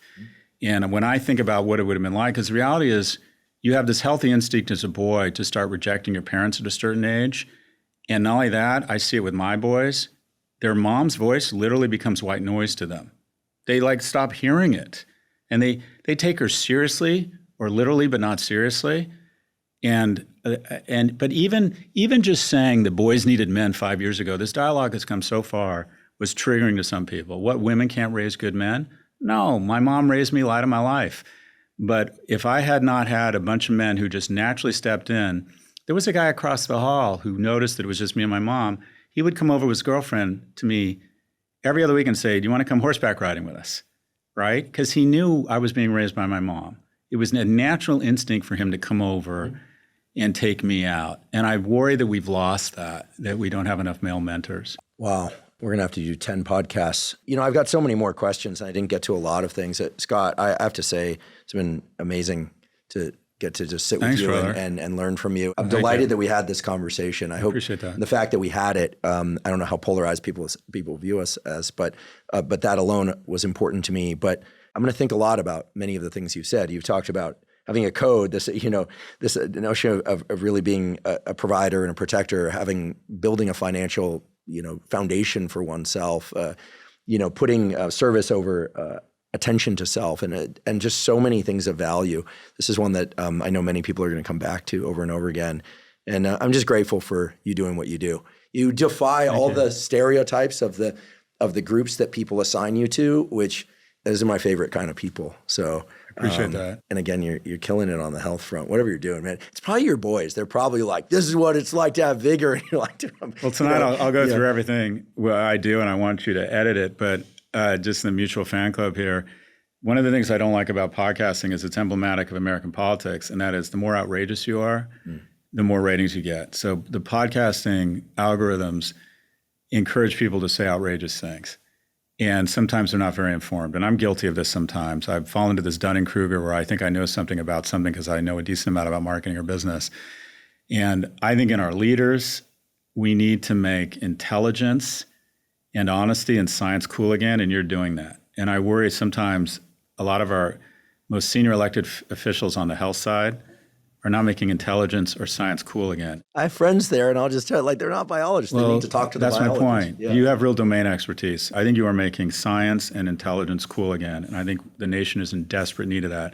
That certification, domain expertise, being measured about your comments, citing data, putting out disclosures, telling me, no, Scott, you don't understand DOPA. This is what it actually is going on. I think that's important. And so I think you're a really positive influence for young people who are getting seduced by the algorithms. And there's got to be people like you out there that young men aspire to be more like, that say, no, training, domain expertise being measured, and science matter. I like that. You're making that cool again. Well, thank you. Well, it's a labor of love and a bit of a compulsion, so I plan to continue. But I'm excited for whatever comes next, and especially in these very tense political years. You're a brave one. Go on. You got balls and brains, man. That's how I'll wrap this one. You got balls and brains. I've been thinking the whole time, and you're willing to take risks and make mistakes. And clearly, you're making more better decisions than less good ones on average compared to your peer group, and then some. So, hope so. Come back again. Thanks again, Andrew. Thank you for joining me for today's discussion with Scott Galloway. To find links to his new book and to find links to his various podcasts and other resources, please see the show note captions. If you're learning from and or enjoying this podcast, please subscribe to our YouTube channel. That's a terrific zero-cost way to support us. In addition, please follow the podcast by clicking the follow button on both Spotify and Apple. And on both Spotify and Apple, you can leave us up to a 5-star review. And you can now leave us comments at both Spotify and Apple. Please also check out the sponsors mentioned at the beginning and throughout today's episode. That's the best way to support this podcast. If you have questions for me or comments about the podcast, or guests or topics that you'd like me to consider for the Huberman Lab podcast, please put those in the comments section on YouTube. I do read all the comments. For those of you that haven't heard, I have a new book coming out. It's my very first book. It's entitled Protocols, an Operating Manual for the Human Body. This is a book that I've been working on for more than 5 years, and that's based on more than 30 years of research and experience. And it covers protocols for everything from sleep to exercise to stress control, protocols related to focus and motivation.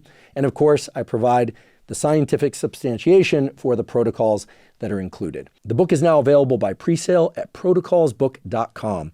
There you can find links to various vendors. You can pick the one that you like best. Again, the book is called Protocols, an Operating Manual for the Human Body. And if you're not already following me on social media, I am Huberman Lab on all social media platforms. So that's Instagram, X, Threads, Facebook, and LinkedIn. And on all those platforms, I discuss science and science-related tools, some of which overlaps with the content of the Huberman Lab podcast, but much of which is distinct from the information on the Huberman Lab podcast. Again, it's Huberman Lab on all social media platforms. And if you haven't already subscribed to our Neural Network newsletter, the Neural Network newsletter is a zero-cost monthly newsletter that includes podcast summaries as well as what we call protocols in the form of 1 to 3 page PDFs that cover everything from how to optimize your sleep, how to optimize dopamine, deliberate cold exposure. We have a foundational fitness protocol that covers cardiovascular training and resistance training. All of that is available completely zero cost. You simply go to hubermanlab.com, go to the menu tab in the top right corner, scroll down to newsletter, and enter your email. And I should emphasize that we do not share your email with anybody. Thank you once again for joining me for today's discussion with Scott Galloway. And last, but certainly not least, thank you for your interest in science.